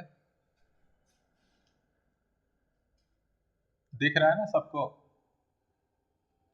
अभी तो दिख रहा होगा। चलिए आते हैं, क्वेश्चन क्या है, क्वेश्चन क्या है पढ़िए, पढ़ लिए, आइए। बोल रहा है एक लार्ज हैवी बॉक्स है, ये आपका स्लाइडिंग विदाउट फ्रिक्शन, स्लाइड कर रहा है बिना फ्रिक्शन के, ठीक है। डाउन ना मतलब अभी फ्रिक्शन जैसा कुछ नहीं है, स्मूथ प्लेन ऑफ इंक्लिनेशन है और एंगल कितना है, थीटा है। From A point P on the bottom of the box, ठीक है, from A point P on the bottom of the box a particle is projected inside the box. Particle जैसे अभी train में किए ना, बिल्कुल इसी तरह अंदर में कर रहे हैं। ब्लॉक ऐसे नीचे स्लाइड कर रहा है, ब्लॉक के अंदर बैठ के ऐसे पार्टिकल को क्या कर रहा है, प्रोजेक्ट। तो initial speed of the particle with respect to the box, particle का जो स्पीड है वो किसके रिस्पेक्ट में दिया हुआ है, बॉक्स के रिस्पेक्ट में। तो विथ रिस्पेक्ट टू बॉक्स दिया हुआ है आपका पार्टिकल का speed with respect to box, क्या दिया हुआ है, u, ठीक है। इनिशियल यूपीबी लिख लो, क्या लिख लो, यूपीबी इनिशियल है ये, और इसका वैल्यू भी u है। और direction of projection makes an angle alpha, makes an angle alpha, alpha with the bottom edge shown in figure. तो ये वाला एंगल की बात कर रहा है, ये एंगल आपका कितना है, अल्फा, ठीक है। ये एंगल कितना दे दिया है, अल्फा। अब बोल रहा है कि डिस्टेंस बताइए along the bottom of the box, along the bottom of the box between the point of projection P, between the point of projection P and Q where the particle lands। और assume करना है कि particle और कहीं hit नहीं कर रहा है, मतलब हवा में ही है। जैसे ऐसे समझ लीजिए, ये वाला बात कर रहा है कि यहाँ से पार्टिकल फेंके होंगे और ऐसे करके यहाँ पे ये आ गया होगा, तो ये अल्फा है। और ये विथ रिस्पेक्ट टू देख रहे हैं, with respect to box U है, ये पॉइंट P है और ये पॉइंट क्या है, Q है। वापस से पढ़ रहे हैं, distance along the bottom of the box between the point of projection P and the point Q, मतलब ये दूरी निकालना है और किसके रिस्पेक्ट में है, ठीक है, बॉक्स के ही रिस्पेक्ट में हम सब बोल रहे हैं और कुछ नहीं। What is the find the distance along the bottom of the box between point of projection P and the point Q। कैसे निकाल पाइएगा P और Q के बीच में दूरी, तो कैसे निकालिएगा, जब विथ रिस्पेक्ट टू बॉक्स देखिएगा तभी ना। बॉक्स के अंदर रह के हमको देखना पड़ेगा, बॉक्स के अंदर जाइएगा तो हमें दिखेगा। तो पहला कंडीशन हम किसके रिस्पेक्ट में देख ले रहे हैं, बॉक्स के रिस्पेक्ट में, ठीक है, विथ रिस्पेक्ट टू बॉक्स। तो बॉक्स के रिस्पेक्ट में देखेंगे, अंदर रहेंगे तभी हमको लगेगा कि ये P है, तो वो पॉइंट क्या लग रहा होगा, Q लग रहा होगा, और हमें पूरा प्रोजेक्टाइल जैसा फील हो रहा होगा। तो हमें सब कुछ किसके रिस्पेक्ट में चाहिए, बॉक्स के रिस्पेक्ट में चाहिए, ठीक है। तो कैसे करेंगे, तो देखिए यहाँ पे ये पार्टिकल जो प्रोजेक्ट हो रहा है उसका हमने स्पीड क्या है, स्पीड देख लिया, ये जो स्पीड है वो कितना है, u with respect to box है। एक्सेलरेशन भी देख लेते हैं, x डायरेक्शन और y डायरेक्शन में देख लेते हैं। जैसे ये x है और ये क्या हो गया, y, ठीक है। तो x डायरेक्शन में एक्सेलरेशन को देखते हैं, तो बॉक्स नीचे की तरफ स्लाइड कर रहा है, ध्यान से सुनिएगा, बॉक्स किधर आ रहा है, नीचे की तरफ। मान लीजिए अगर नहीं रहता इंक्लिनेशन तो बॉक्स सीधे किधर आता, G से इधर क्या, वर्टिकली डाउनवर्ड्स, तो G लगता। लेकिन ध्यान से देखिएगा, लेकिन ब्लॉक स्लाइड कर रहा है, कहां स्लाइड कर रहा है, along the inclined plane downwards. तो क्या हो रहा है कि ये एंगल आपका जितना होता है, ये एंगल कितना है, थीटा, तो ये भी एंगल क्या होता है, थीटा। तो यहाँ पे ये कितना डाउनवर्ड आ रहा है, तो कितना कंपोनेंट होगा, यहाँ G का यहाँ कंपोनेंट हो जाएगा G cos थीटा, और यहाँ पे क्या हो जाएगा, G sin थीटा, ठीक है। तो जो ब्लॉक आ रहा है उसका एक कंपोनेंट किधर की तरफ है, आपका डाउनवर्ड की तरफ। तो ब्लॉक जो नीचे आ रहा है वो आ भी किस एक्सेलरेशन की वजह से रहा है, G sin थीटा। तो ये बॉक्स के लिए होगा G sin थीटा नीचे की तरफ, ठीक है। देखिए यहाँ पे ध्यान दीजिए, एक्सेलरेशन ऑफ बॉक्स जो है वो क्या हो रहा है, G sin थीटा, ठीक है। अगर इसको हम नेगेटिव लिख दें, नेगेटिव एक्स एक्सिस की तरफ आ रहा है तो माइनस G sin थीटा, ठीक। या इसको आप इसी तरह लिखिए, और कोई दिक्कत नहीं है। हम वेक्टर के फॉर्म में थोड़ा दिखा दे रहे हैं, एक्सेलरेशन ऑफ बी वेक्टर जो आ रहा है वो माइनस G sin थीटा आई कैप।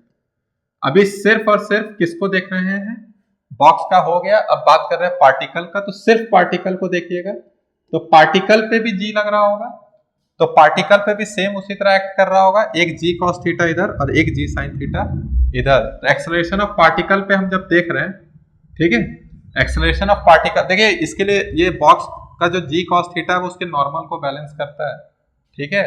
तो वो पार्टिसिपेट नहीं कर रहा है मेरा, वो नॉर्मल को बैलेंस करने में पार्टिसिपेट कर रहा है। तो हमको जब लिखना होगा तो इसके रिस्पेक्ट में लिख रहे हैं।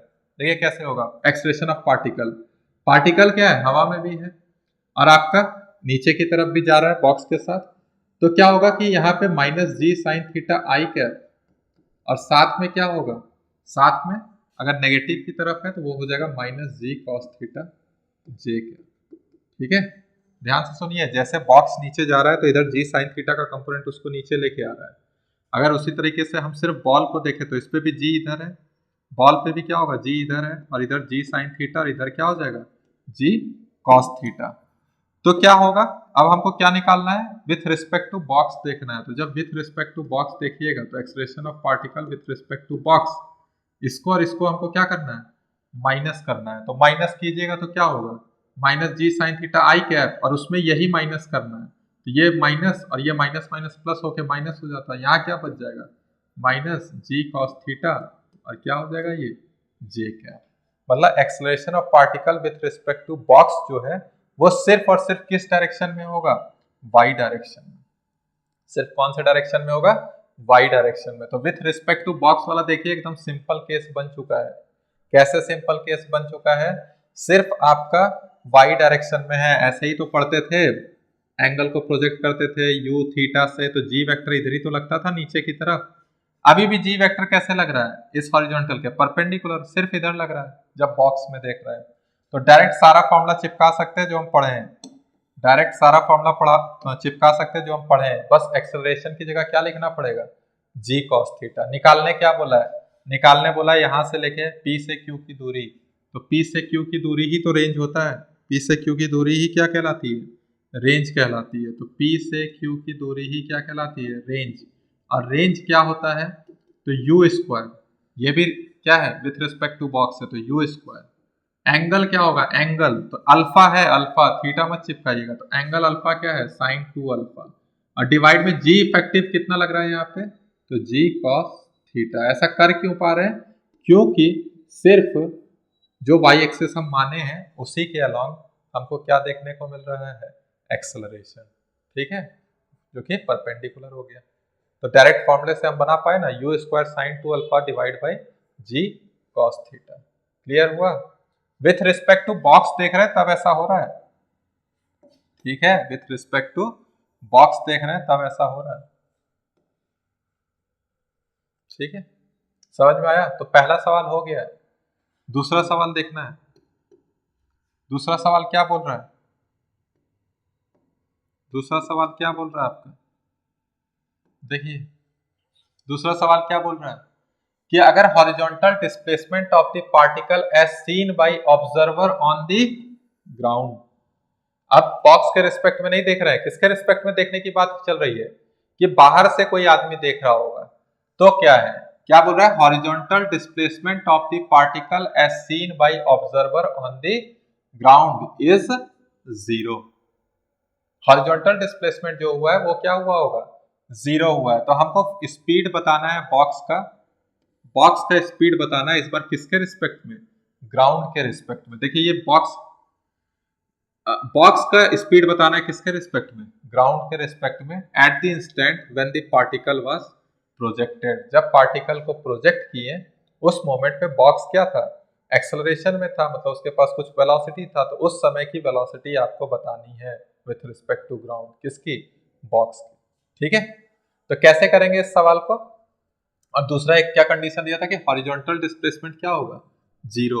मतलब ऐसे समझिए कि ऐसे आ रहा है, देखिए ये ऐसे आ रहा है P, ठीक है, बाहर वाले को कैसे दिख रहा होगा, P यहां से स्टार्ट किया होगा और फिर उसको लगा होगा कि ऐसे गया है, मतलब गया है, और फिर क्या होगा, ऐसे आ गया है, मतलब वापस से ये Q पॉइंट आके कहाँ पे, ये P पॉइंट आगे निकल गया, लेकिन ये जो Q पॉइंट आएगा नेक्स्ट वो वापस से कहाँ पे आएगा, जहां पे पहले P था।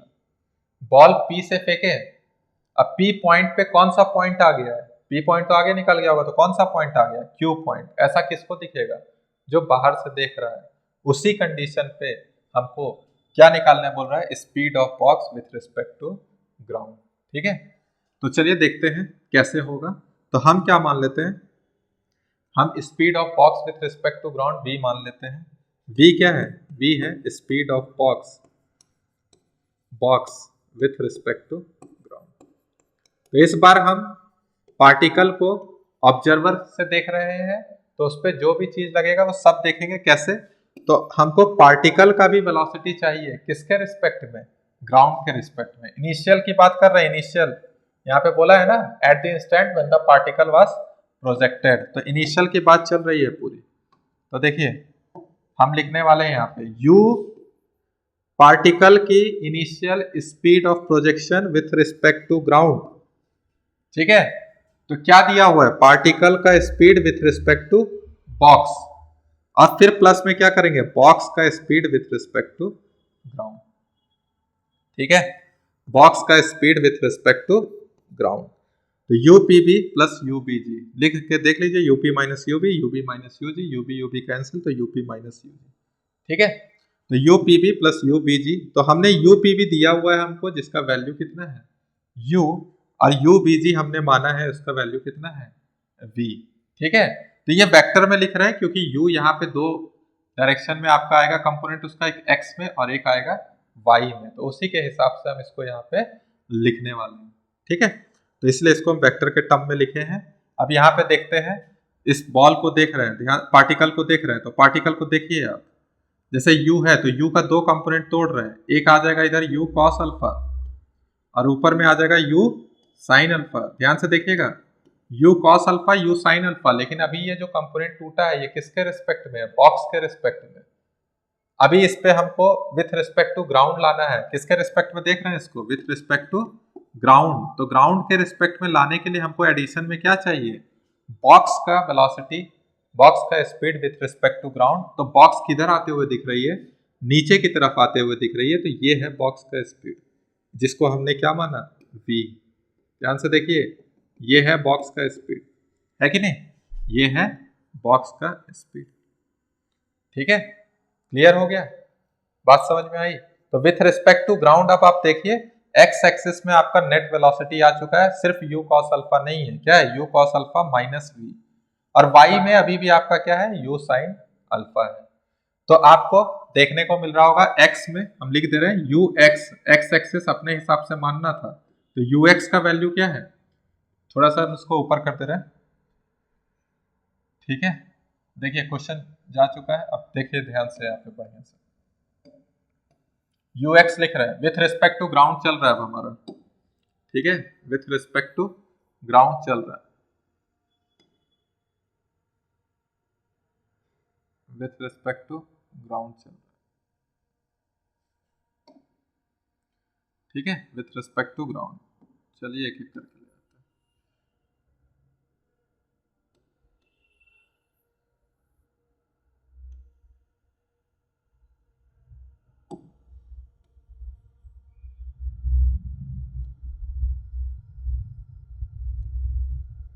ठीक है, विथ रिस्पेक्ट टू ग्राउंड हो गया इतना। अब हम यहाँ पे क्या बोल रहे हैं कि ux, इधर x है, इधर x एक्सिस है, और इधर कौन सा है y एक्सिस है। तो x एक्सिस में अगर हम ux देखें तो ux हमको क्या दिख रहा होगा x एक्सिस में, बोलिए।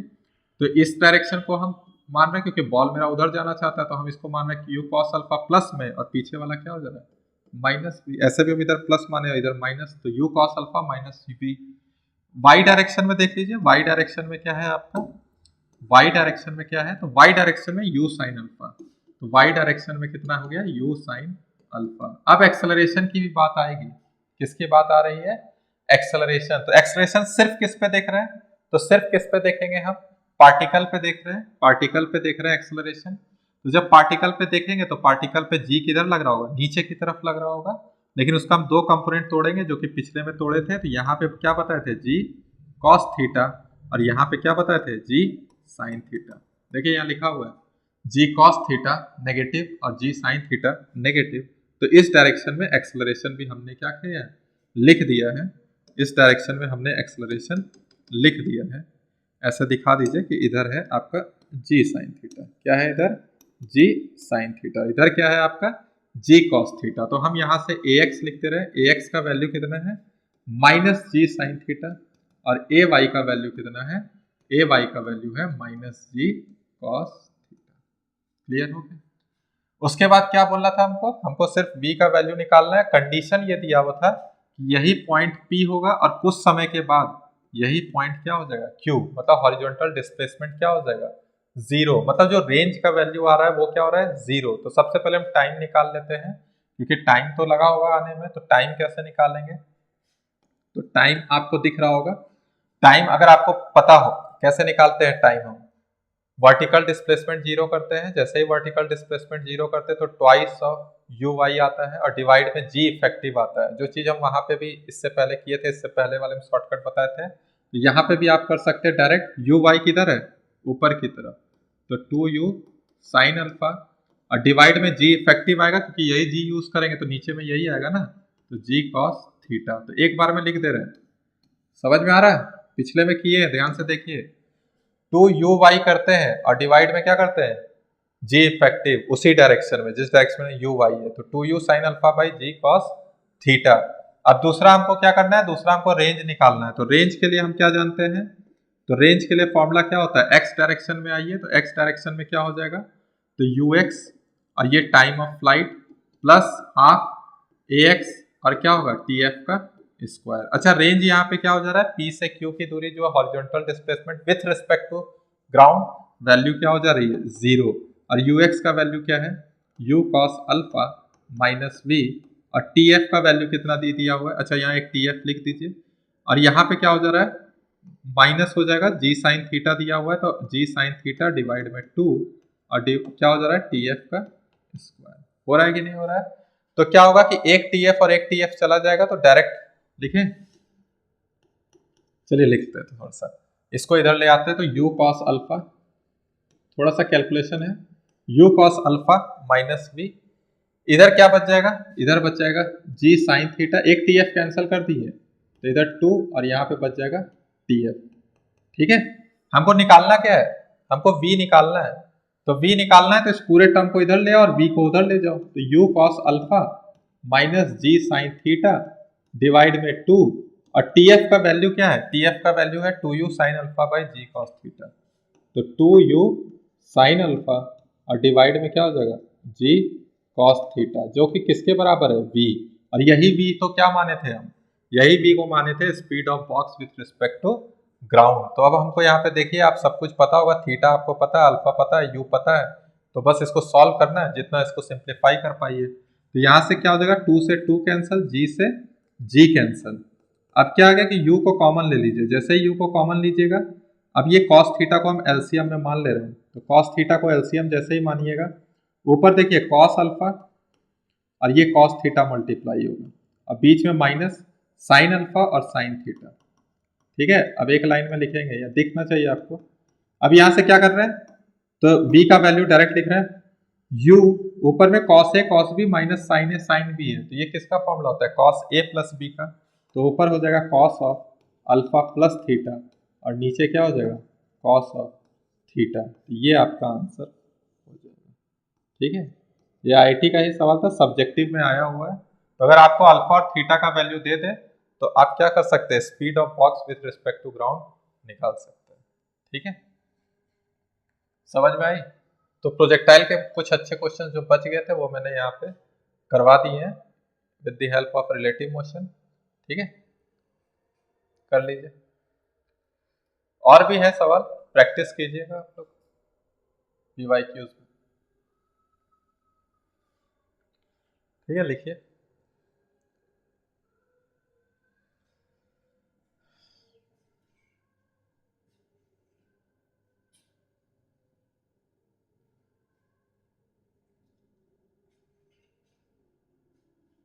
ठीक है, चलिए एक टॉपिक और आज कवर कर लेते हैं। कौन सा टॉपिक रहेगा हमारा, वो rain man problem.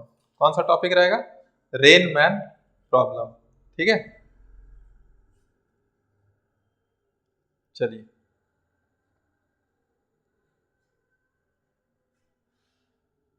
Rain man problem देख लेते हैं हम लोग। बहुत ही आसान टॉपिक है, लिख लीजिए इसको, रेन मैन प्रॉब्लम या रेन प्रॉब्लम लिख दीजिएगा, क्योंकि किसी के भी रिस्पेक्ट में देख सकते हैं, गाड़ी वगैरह भी चल रही होगी उसमें भी। चलिए आइए, क्या बोल रहे हैं, रेन मैन प्रॉब्लम में जैसे कि कोई बारिश हो रही होगी किसी एंगल पे, मान लीजिए इस एंगल पे आ रहा है, जैसे आप खड़े हैं, आप खड़े हैं तो आपको बारिश कैसे दिख रही होगी, इधर आते हुए वर्टिकल के साथ कुछ एंगल बनाते हुए दिख रही होगी, तो इसको हम बोल रहे हैं velocity of rain with respect to ground, velocity of rain with respect to ground. और यही एक्चुअल वेलोसिटी ऑफ रेन है, इसको आप चेंज कर सकते हैं क्या, नहीं ना, तो यही आपका एक्चुअल वेलोसिटी ऑफ रेन है। तो velocity of rain with respect to ground, ये किसके रिस्पेक्ट में है, ग्राउंड के रिस्पेक्ट में, ठीक है। तो इसको हम लोग बोल रहे हैं एक्चुअल वेलोसिटी ऑफ रेन, ये क्या है, एक्चुअल वेलोसिटी ऑफ रेन, ठीक है, एक्चुअल वेलोसिटी ऑफ रेन। लेकिन अगर आदमी चलने लगे, अभी तो हम रेस्ट पे थे तो हमको क्या दिख रहा है, velocity of rain with respect to ground actual हम देख पा रहे हैं। लेकिन अगर स्पीड हम अपना बढ़ाने लगे, चलने लगे, तो हमको क्या लगेगा, हमको लगेगा कि रेन का डायरेक्शन चेंज हो जाएगा। कैसे, जैसे कि आप नॉर्मली जब चलते हैं, बारिश होती है, तो आपको क्या लग रहा होता है, मान लीजिए ऊपर की तरफ आ रहा है, लेकिन ऊपर से नीचे की तरफ आ रहा है, सिंपल जब हवा ववा नहीं चल रहा है, नॉर्मल बारिश हो रहा है, तो क्या लगता है कि एकदम वर्टिकल गिर रहा है बारिश। लेकिन अगर आप गाड़ी वगैरह चलाते हैं, बाइक वगैरह चलाते हैं, तो जब चलाएंगे तो आपको लगता है क्या कि सामने से बारिश उस वक्त आ रही है। तो ऐसा क्यों हो रहा है, सामने से मतलब कैसे, कुछ एंगल पे आ रही है हमारे पे, गिर रहा था फॉल वर्टिकली, बारिश एकदम वर्टिकली हो रही थी, लेकिन जब हम बाइक चलाते हैं तो हमें क्या लगता है कि बारिश हमारी तरफ आ रही है कुछ एंगल पे वर्टिकल से। तो ऐसा होता क्यों है वो देखते हैं। जैसे क्या है कि अगर हम चल रहे हैं, कैसे चल रहे हैं, ठीक है, ऐसे चल रहे हैं, या बाइक आप इधर चला रहे हैं, तो ये आपका है velocity of man with respect to ground. लेकिन यही बारिश आपकी तरफ आते हुए दिखती है, कैसे दिखती है, अगर आप तेजी से चलते हैं तो कोई जरूरी नहीं कि आपकी तरफ आए, मतलब आपके पीछे भी आ सकती है, कैसे है क्या है वो आगे हम देख रहे हैं पूरा। तो क्या होगा कि ये है, देखिएगा ध्यान से, एक चीज हम पहले लिखा रहे हैं, जैसे हमको रेन की वेलोसिटी चाहिए किसके रिस्पेक्ट में, मैन के रिस्पेक्ट में, ठीक है। हम क्या बोल रहे हैं, गाड़ी चला रहे हैं तो हमको क्या लगता है हमारी तरफ आ रही, तो हम यही निकालना चाह रहे हैं ना, velocity of rain with respect to man. तो सबसे पहले हम क्या लिख रहे हैं कि velocity of rain with respect to ground, ठीक है।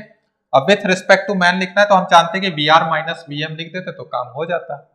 तो हम ऐसा ही कुछ कर रहे हैं कि इसको ये लिख दे रहे हैं कि minus velocity of man with respect to ground, लिख सकते हैं कि नहीं, देखिए V R minus V M, यही तो आ गया, velocity of rain with respect to man, लिखिए इसको, ये क्या है, velocity of rain with respect to man, मतलब मैन को जो अपीयर कर रहा है, मैन मतलब velocity of rain appears to man, ऐसे लिख दीजिए, विथ रिस्पेक्ट टू मैन या appears to man, appears to man, आदमी को जो दिख रहा है अपीयर्स टू मैन। तो उसके लिए हम क्या करेंगे, velocity of rain with respect to ground minus velocity of man with respect to ground. अगर वेक्टर के टर्म में देखें तो हम बोल रहे हैं कि हम दो वेक्टर को जोड़ रहे हैं, किनको, एक तो velocity of rain with respect to ground plus में minus of velocity of man with respect to ground, ठीक है। तो अब देखिए velocity of rain with respect to ground, इसका तो डायरेक्शन चेंज नहीं है, ये यही डायरेक्शन में रहेगा। दूसरा क्या है मेरा, VMG velocity of man with respect to ground, तो ये हमारे स्पीड पे डिपेंड करेगा कि कितना स्पीड है, उसके हिसाब से ये लेंथ आएगा वेक्टर का, तो हम फाइंड कर पाएंगे velocity of rain with respect to man. आगे हम सवाल करेंगे इसी तरीके का। तो अगर velocity of man with respect to ground इधर प्लस एक्स एक्सिस में है, तो ये माइनस वाला किधर हो जाएगा, माइनस एक्स एक्सिस में, समझ रहे हैं, इसलिए डायरेक्शन हमने क्या किया, इसका पलट दिया, velocity of man with respect to ground. अब ये ए वेक्टर हो गया, ये B vector, A vector plus B vector gives C vector, तो ये आ गया आपका velocity of rain with respect to man, या velocity of rain appears to man इस डायरेक्शन। बात समझ में आ रही है, ठीक है। तो अगर इसका स्पीड उस हिसाब से है कि आपको किधर दिख रहा है, आपकी तरफ आते हुए ऐसे फील हो रहा है, ठीक है, फील क्या हो रहा है, आप ही की तरफ आ ही रहा है, हो गया, बात समझ में आई, ठीक है। कुछ क्वेश्चन देखते हैं और क्लियर होगा। ये वेक्टर टर्म है, वेक्टर टर्म समझिए, जितना जल्दी समझिएगा वेक्टर टर्म उतना क्वेश्चन ये आसान हो जाएगा आपके लिए, ठीक। आइए 4-5 सवालों का करते हैं। क्या है क्वेश्चन, क्वेश्चन बोल रहा है कि एक रेन है जो कि फॉल कर रहा है वर्टिकली, चलिए यही हम बोल रहे थे, ऐसा ही कुछ कि रेन कैसा फॉल कर रहा है वर्टिकली, कितना स्पीड से, 4 मीटर पर सेकंड से। तो ये 4 मीटर पर सेकंड से रेन फॉल कर रहा है वर्टिकली, किसके रिस्पेक्ट में है, ग्राउंड के। अब मैन क्या कर रहा है, रन कर रहा है कितने स्पीड से, 3 मीटर पर सेकंड से हॉरिजॉन्टल डायरेक्शन में। मान लीजिए आदमी यहाँ से चलते हुए आ रहा है, बारिश पूरे जगह हो रही होगी ऐसे, ठीक है, तो आदमी क्या हो रहा है, चलते हुए आ रहा है, तो चलते हुए आ रहा है तो ये वेलोसिटी ऑफ मैन है विथ रिस्पेक्ट टू ग्राउंड। हमें बोल रहा है कि किस डायरेक्शन में दौड़ते हुए आ रहा है, चलते हुए हल्का दौड़ते हुए आ रहा है, 3 मीटर पर सेकंड है, तो in which direction man should hold his umbrella. तो आदमी जब दौड़ रहा होगा तो आदमी अम्ब्रेला का डायरेक्शन किधर रखा रहेगा, क्या ऐसे रखा रहेगा स्ट्रेट, या पीछे की तरफ रखा रहेगा, या आगे की तरफ रखा रहेगा, कैसे पता चलेगा हमें, तो देखते हैं। जिधर बारिश आ रही होगी हमारी तरफ, हम ऐसे ही छाता रखे रहेंगे। कभी कभी आप जाते हैं तो क्या करते हैं, छाता एकदम स्ट्रेट रख के चलते हैं, कभी कभी क्या करते हैं, छाता का डायरेक्शन चेंज करते हैं, ठीक है। तो वो डिपेंड करता हुआ किस तरह का कंडीशन है वहां पे, जिसमें से हम एक ये वाला कंडीशन देख रहे हैं, जब रेन फॉल कर रही है वर्टिकली और हम रन कर रहे हैं कितने मीटर पर सेकंड से, 3 मीटर पर सेकंड से। तो हम इधर चल रहे हैं, velocity of rain with respect to ground इधर है, उसमें हमने क्या ऐड करने के लिए बोला, माइनस VmG। तो VmG का डायरेक्शन अगर इधर है तो यहाँ हम इधर लगा दे रहे हैं माइनस VmG, ठीक है। अगर आप इधर से चल के इधर आते तो माइनस VmG इधर हो जाता, कोई दिक्कत वाली बात नहीं है। अब हमको क्या करना है, हमको बोल रहा है कि किस डायरेक्शन में अम्ब्रेला वो पकड़ा होगा। तो आदमी को जिधर से बारिश आते हुए लग रहा होगा उधर ही पकड़ा होगा ना, तो आदमी को किधर लग रहा होगा आते हुए, इस डायरेक्शन में। यही तो है velocity of rain with respect to man, ठीक है। VRG plus of minus VmG which is equal to क्या हो जाएगा, which is equal to VRM। तो आदमी अम्ब्रेला कैसे पकड़ा होगा, ध्यान से देखिए, ये आदमी यहाँ पे अगर आया है तो ये आदमी अम्ब्रेला किस डायरेक्शन में पकड़ा है, इस डायरेक्शन में, ठीक है, इस डायरेक्शन में, इस डायरेक्शन में अम्ब्रेला उसने क्या किया हुआ है, पकड़ा हुआ है। किस डायरेक्शन में, तो ये एंगल, कितना एंगल है ये, कैसे निकालेंगे, तो ये थीटा एंगल है जो कि वर्टिकल से बन रहा है, जो कि वर्टिकल से बन रहा है। तो हम यहाँ से tan थीटा कैसे निकालेंगे, तो tan थीटा निकालने के लिए तो ये आपका 90 डिग्री है, तो ये हुआ परपेंडिकुलर, और ये क्या हो जाएगा थीटा के लिए, बेस।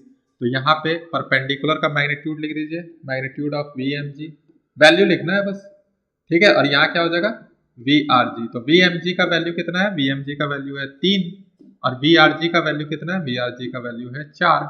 तो tan थीटा का वैल्यू कितना आ गया, 3/4, और ये वैल्यू कब आता है, तो 37 डिग्री। तो 37 डिग्री विथ वर्टिकल, वर्टिकल के साथ 37 डिग्री एंगल बनाएगा, तभी वो बारिश से बच पाएगा। और बारिश का स्पीड उसको कितना लग रहा होगा, तो बारिश का स्पीड अगर ये 3 है, ये 4 है, ये 90 डिग्री एंगल है, तो मतलब राइट एंड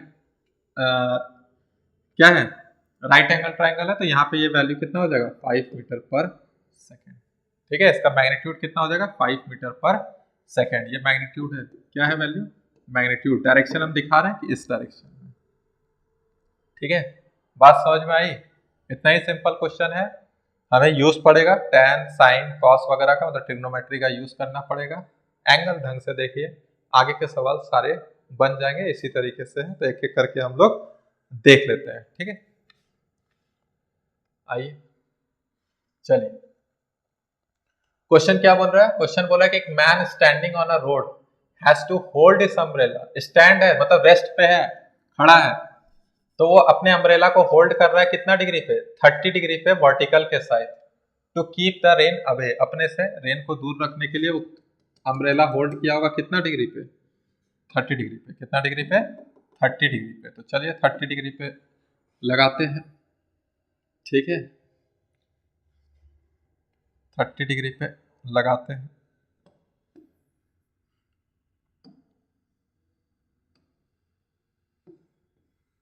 चलिए ठीक है, तो अम्ब्रेला होल्ड किया उसने कितना एंगल पे, 30 डिग्री पे। मतलब एक्चुअल में बारिश कहां से आ रही है, इसी एंगल पे आ रही है। क्यों, क्योंकि आदमी अभी कैसा है, रेस्ट पे है।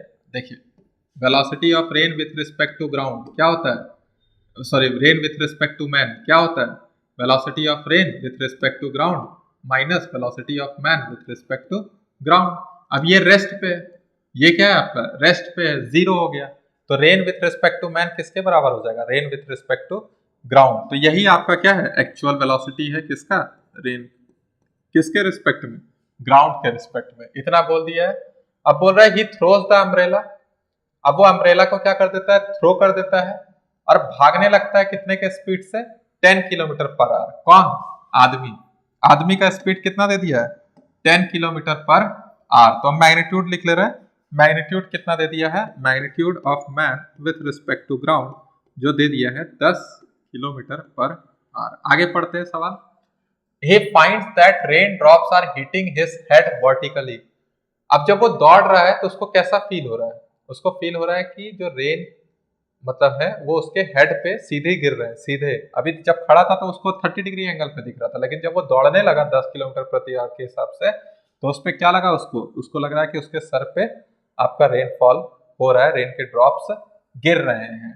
तो मतलब velocity of rain with respect to man इधर है, ध्यान दीजिए। मतलब velocity of rain with respect to man vertically आ रहा है, ये है velocity of rain with respect to man.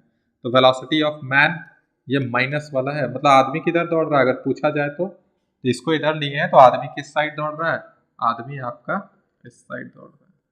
ठीक है, आदमी किधर दौड़ रहा है, इस साइड दौड़ रहा है, इधर की तरफ दौड़ रहा है। तो इसीलिए तो ये VMG का इस डायरेक्शन है, तो ये माइनस VMG हम किधर लेंगे, इस डायरेक्शन में।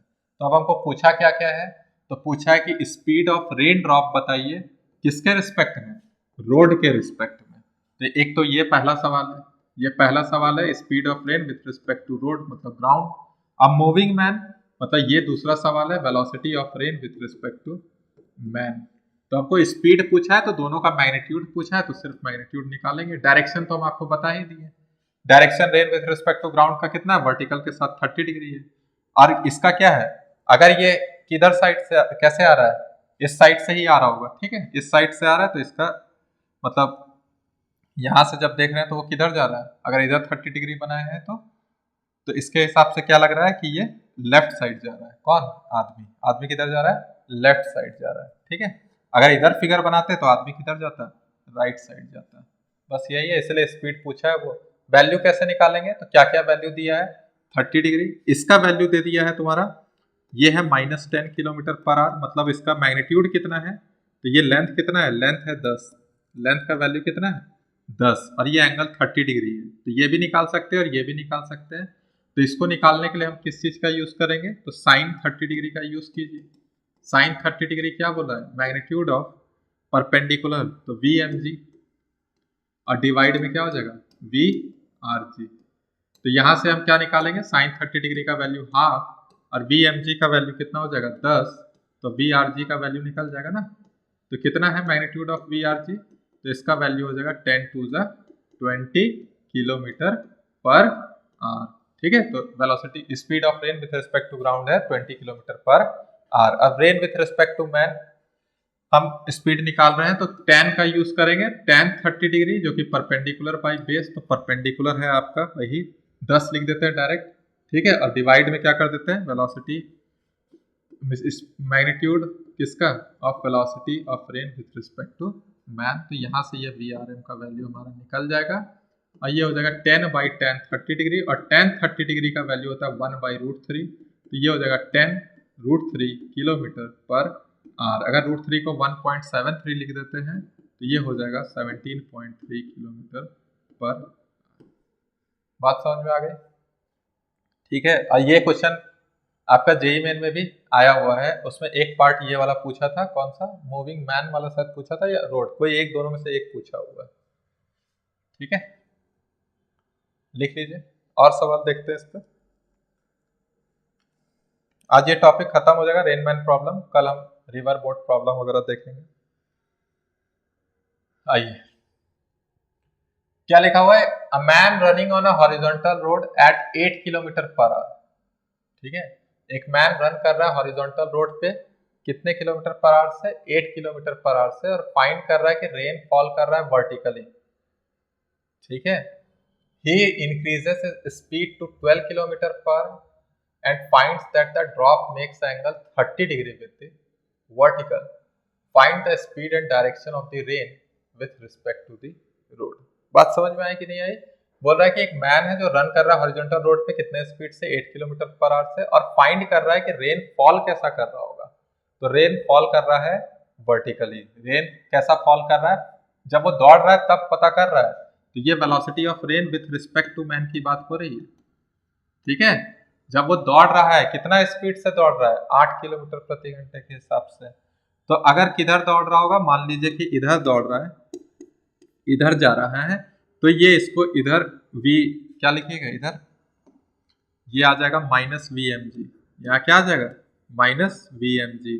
तो एक्चुअल में रेन की जो वेलोसिटी होगी वो इस डायरेक्शन में होगी, होगा कि नहीं। तो ये एक्चुअल फिक्स्ड हो गया, अब इसका डायरेक्शन हम चेंज नहीं करेंगे, vrg क्या हो गया, फिक्स हो गया। बारिश जिधर हो रही है उधर ही होगी ना, अब आप कोई भी कंडीशन चेंज कर दीजिए, बारिश तो इधर ही होते रहेगी, ठीक है, उस मोमेंट की ही बात कर रहे हैं। और ये velocity of man with respect to ground, अगर पॉजिटिव एक्स है तो माइनस वाला नेगेटिव में ले लिए, और इसका वैल्यू मैग्नीट्यूड वाइज कितना दे दिया है, देखिए 8 किलोमीटर पर आवर। डायग्राम से ही बना दे रहे हैं, कितना दिया हुआ है, 8 किलोमीटर पर आवर, ठीक है। उसके बाद बोल रहा है कि ये अपने स्पीड को बढ़ा के कितना कर दे, 12 किलोमीटर, मतलब 8 से 12 पे पहुंच गए। तो उसको अब ड्रॉप कैसा आते दिखेगा, अब वर्टिकली नहीं दिखेगा, कैसा दिख रहा है, 30 डिग्री पे, मतलब ये पहला कंडीशन है, ये पहला कंडीशन है। तो ये VMG1 है और ये VRM1 है, ये वही हमेशा रहेगा सेम। अब बोल रहा है कि जैसे ही स्पीड बढ़ाया तो एंगल 30 डिग्री हो गया वर्टिकल से। अब स्पीड बढ़ा रहा है तो सेम डायरेक्शन में बढ़ रहा होगा, तो बढ़ते बढ़ते बढ़ते कितना हो गया, 8 है, तो इसका थोड़ा सा आधा इधर और बनाइए, ठीक है। तो कैसे लग रहा है कि जा इधर रहा है, तो VMG किधर आएगा, इस डायरेक्शन से आएगा, और वो भी कितना एंगल पे है आपका, बोल रहा है velocity of rain with respect to man, तो 30 डिग्री पे। तो ये है आपका, ठीक है, इसको हम बना रहे हैं 30 डिग्री पे है, कौन, velocity of rain with respect to man, दूसरा कंडीशन पे। तो उस समय जो हम VMG लेंगे वो ये वाला केस है कि नहीं, ये है VMG2, ठीक है, ये वाला केस है VMG2 माइनस में लेंगे, ठीक है। इसका लेंथ कितना बोला, तो 12 किलोमीटर प्रति आवर, तो 8 पहले से था ये लेंथ, तो ये कितना लेंथ बच गया होगा, 4 बच गया होगा, तो ये हो गया 4 किलोमीटर नहीं लिख रहे हैं, अब लेंथ की बात कर रहे हैं, ठीक है, किसकी बात कर रहे हैं, लेंथ की बात कर रहे हैं, इसको भी लेंथ में ही लिख दे रहे हैं। तो ये हम यहाँ लिख दे रहे हैं कि ये 8 रहा था और ये कितना रहा था आपका 12, तो ये 8 हो गया और ये क्या हो गया 4 हो गया। अब हमको बोल रहा है कि find the speed and direction of the rain with respect to road. तो हमें निकालना क्या है, तो स्पीड और डायरेक्शन दोनों निकालना है, तो मतलब VRG का मैग्नीट्यूड निकालना है, और साथ ही साथ ये एंगल अल्फा है, तो इस अल्फा का वैल्यू निकालना है। एंड अल्फा क्या चीज को बता रहा है, डायरेक्शन को बता रहा है, अल्फा किसको बता रहा है, डायरेक्शन को, और ये किसको बता रहा है, स्पीड को, ठीक है। मैग्नीट्यूड किसको बताता है, स्पीड को। तो कैसे निकालिएगा आप, तो आप देखिए क्या क्या आपको पता है, जैसे ये आपको 4 पता चल गया, एंगल क्या पता चल गया 30 डिग्री, तो आप क्या निकाल सकते हैं, आप निकाल सकते हैं VRM1, क्योंकि ये 90 डिग्री है, बोल दिया था वर्टिकली है, तो VRM1 पहले निकालिए। तो VRM1 कैसे निकालेंगे, तो देखिए यहाँ पे tan of 30 degree, tan 30 degree, इसका लेंथ कितना है 4, और ये मैग्नीट्यूड क्या है VRM1, तो VRM1 का कितना हो जाएगा वैल्यू, तो यहाँ से VRM1 इसका वैल्यू कितना है मैग्नीट्यूड का, तो 4, और डिवाइड में क्या है tan 30 degree, tan 30 degree value आएगा तो क्या आ जाएगा 4√3 मीटर, क्या है किलोमीटर पर आवर, 4√3 किलोमीटर पर, बात समझ में आई। तो इसका वैल्यू आ गया 4√3 किलोमीटर पर आवर। कैसे निकालेंगे, तो निकालने के लिए VRG निकालने के लिए, अब ये आपको राइट एंगल ट्राइंगल दिख रहा होगा, कौन सा ट्राइंगल है, राइट एंगल ट्राइंगल, तो ये भी पता है 8 और ये पता है 4√3, तो वैल्यू उसका भी हम निकाल लेंगे। तो निकालते हैं, वैल्यू कितना आएगा बोलिए, तो VRG का स्क्वायर जब करेंगे तो 8 का स्क्वायर, साथ में 4√3 का भी क्या हो जाएगा स्क्वायर, तो 8 का स्क्वायर कितना होता है आपका 64, और 4 जा क्या हो जाएगा 16 3 जा 48, और यहाँ पे 8 4 12, और ये क्या हो जाएगा आपका 112। तो VRG का वैल्यू कितना आ गया आपका √112 किलोमीटर पर आवर। बात समझ में आ रही है, ठीक है, 60-40, ठीक है, 112 किलोमीटर पर आवर, 112 मतलब रूट में है, ठीक है, रूट में है 112 किलोमीटर पर आवर, सही है, ठीक है। अब हमको क्या निकालना है, अल्फा निकालना है। तो अल्फा निकालने के लिए क्या कीजिएगा आप, तो आपको देखिए साइन अल्फा पता चल गया है, या टैन अल्फा से मदद से निकाल सकते हैं। तो टैन अल्फा निकाल लीजिए। टैन अल्फा कितना होता है, tan alpha perpendicular by base होता है, तो परपेंडिकुलर है 8। अब बेस कितना है, बेस है आपका VRM1, तो VRM1 का वैल्यू कितना है 4√3, तो ये आपका हो जाएगा 2, तो 2/√3। तो यहाँ से अल्फा निकालना था, तो अल्फा हो जाएगा टैन इनवर्स 2/√3, किसके साथ है, वर्टिकल के साथ एंगल बना रहा है, तो विद द वर्टिकल। क्लियर हुआ? ठीक है, तो आपको कुछ नहीं, फिगर ढंग से बनाना है, फिगर ढंग से बनाइए, ट्रिग्नोमेट्री का यूज कीजिए, आंसर आ जाएगा। जो भी पूछेगा सब निकाल सकते हैं। जैसे VRM1 हो गया, फिर आपको ये वैल्यू पता है 4 है, तो ये भी आप निकाल सकते हैं। तो यहाँ पे कुछ भी निकाल सकते हैं कि जब वो 12 किलोमीटर प्रति घंटे के हिसाब से चल रहा था, तो उसको रेन कैसा दिख रहा था आते हुए, कितना उसका मैग्नीट्यूड था, तो वो भी निकाल सकते हैं इसका वैल्यू। ठीक, समझ में आ गया? ठीक है, सही है ना? ठीक, एक और क्वेश्चन देखते हैं, एक और क्वेश्चन। ठीक है, लास्ट क्वेश्चन है, अच्छा क्वेश्चन है, इसको भी कर लेते हैं हम लोग। यहाँ पे क्या बोल रहा है, एक रेन है, फॉल कर रहा है 20 मीटर पर सेकंड से। ठीक, कितना डिग्री एंगल है, 53 degree with the vertical.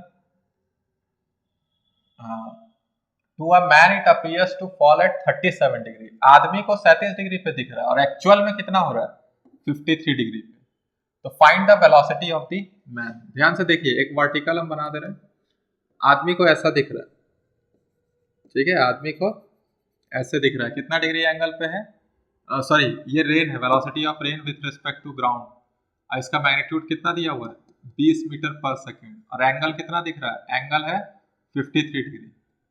Angle कितना है 53 डिग्री।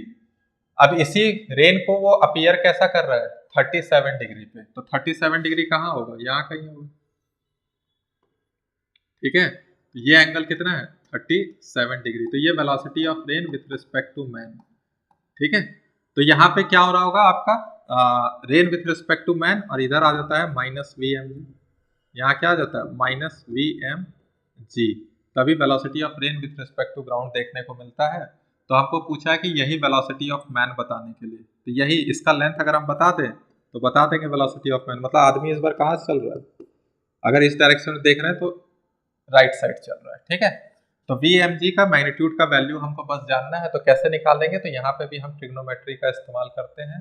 तो ट्रिग्नोमेट्री का इस्तेमाल कैसे करें, जैसे कि आपको ये 20 पता है और एंगल पता है, तो ये कितना हो जाएगा बोलिए, ये कितना है 53 डिग्री एंगल है ना 20 के साथ, तो इधर वाले को क्या लिखेगा 20 cos 53 डिग्री।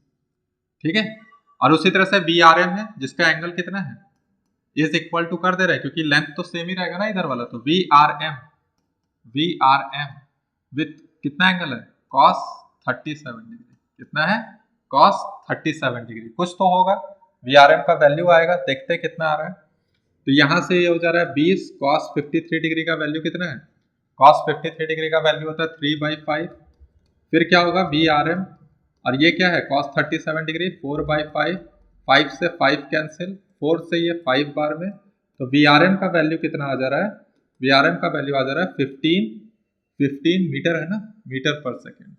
तो इसका वैल्यू कितना आ गया 15 मीटर पर सेकेंड। अगर हमको इसका लेंथ निकालना है तो हम क्या करेंगे, इस पूरे में से ये पूरा कितना है पूरा, तो 20 के हिसाब से देखिए, तो ये हो जाएगा 20 sin 53 डिग्री। तो इसको सॉल्व कर लीजिए, 20 × 4/5, ये 4 बार में, तो ये टोटल कितना है 16 मीटर पर सेकेंड, ऐसे समझिए लेंथ है वैसे।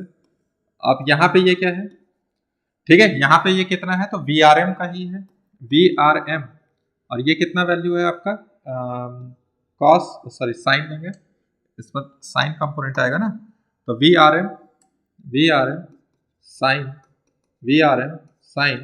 37 डिग्री, VRM साइन 37, तो VRM का वैल्यू हम देख लिए 15, साइन 37 का 3/5, ये 3 बार में, तो ये कितना आ जा रहा है 9 मीटर पर सेकेंड।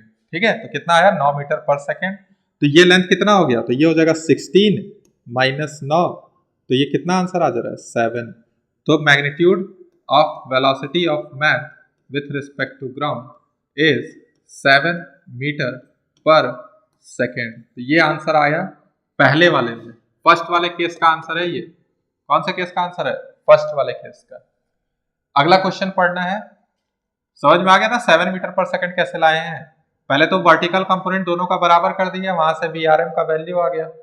VRM का वैल्यू आया तो ये लेंथ VRM का निकल जाएगा और ये वाला VRG का कंपोनेंट का निकल जाएगा। दोनों को सब्ट्रैक्ट कर देंगे तो हमको क्या निकल जाएगा? VMG। उसके बाद बोल रहा था if the man increases his speed, आदमी अपना स्पीड बढ़ाता है और उसको वापस से रेन कैसा फॉल होते हुए दिख रहा है? 37 डिग्री। किसके साथ? वर्टिकल के साथ।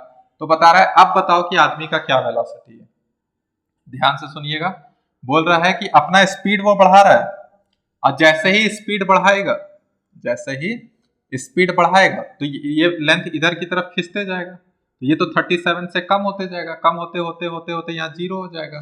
तो 37 बन रहा है फिर, तो मतलब स्पीड इस पर किधर आएगा? 37 डिग्री इस डायरेक्शन में, और स्पीड यहाँ से यहाँ तक होगा। तो हम निकालते दिखा रहे हैं आपको एक बार फिगर में, ठीक है। ये लाइए, सेकंड वाले के लिए ला रहे हैं, ठीक है। ध्यान से देखिएगा एकदम। इस बार हम इसको हटा रहे हैं, इसको निकाल रहे हैं यहां से। बाकी ये सेकंड वाला केस है और बोल रहा है कि कैसा दिख रहा है, तो ये 1 वाला केस था। सेकंड वाले केस में ऐसे ही सेम दिखेगा यहाँ पे, कितना डिग्री पे? 37 डिग्री पे। तो इस बार हम कहां से देख रहे हैं? ये है velocity of man with respect to, ठीक है। ये मैग्नीट्यूड है। तो कैसे निकालेंगे मैग्नीट्यूड? तो एकदम सिंपल है, आप सारा काम कर चुके हैं, काम आपका खत्म हो गया, बस ज्योमेट्री देखिए, मिलाइए, काम हो जाएगा। कैसे काम हो जाएगा? तो अभी आप देखिए ये लेंथ कितना था? ये लेंथ कितना था? 9। कितना था? 9। मतलब ये लेंथ आप निकाल चुके हैं। ये लेंथ कितना है? 9।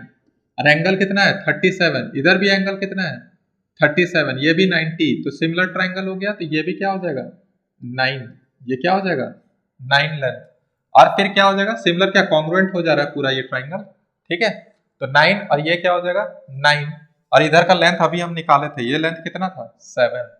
तो ये लेंथ कितना हो जाएगा? 7। तो इस बार लेंथ टोटल कितना हो गया? 9 9 18 और 7 25, ठीक है। 9 9 18 और 7 कितना हो जाएगा?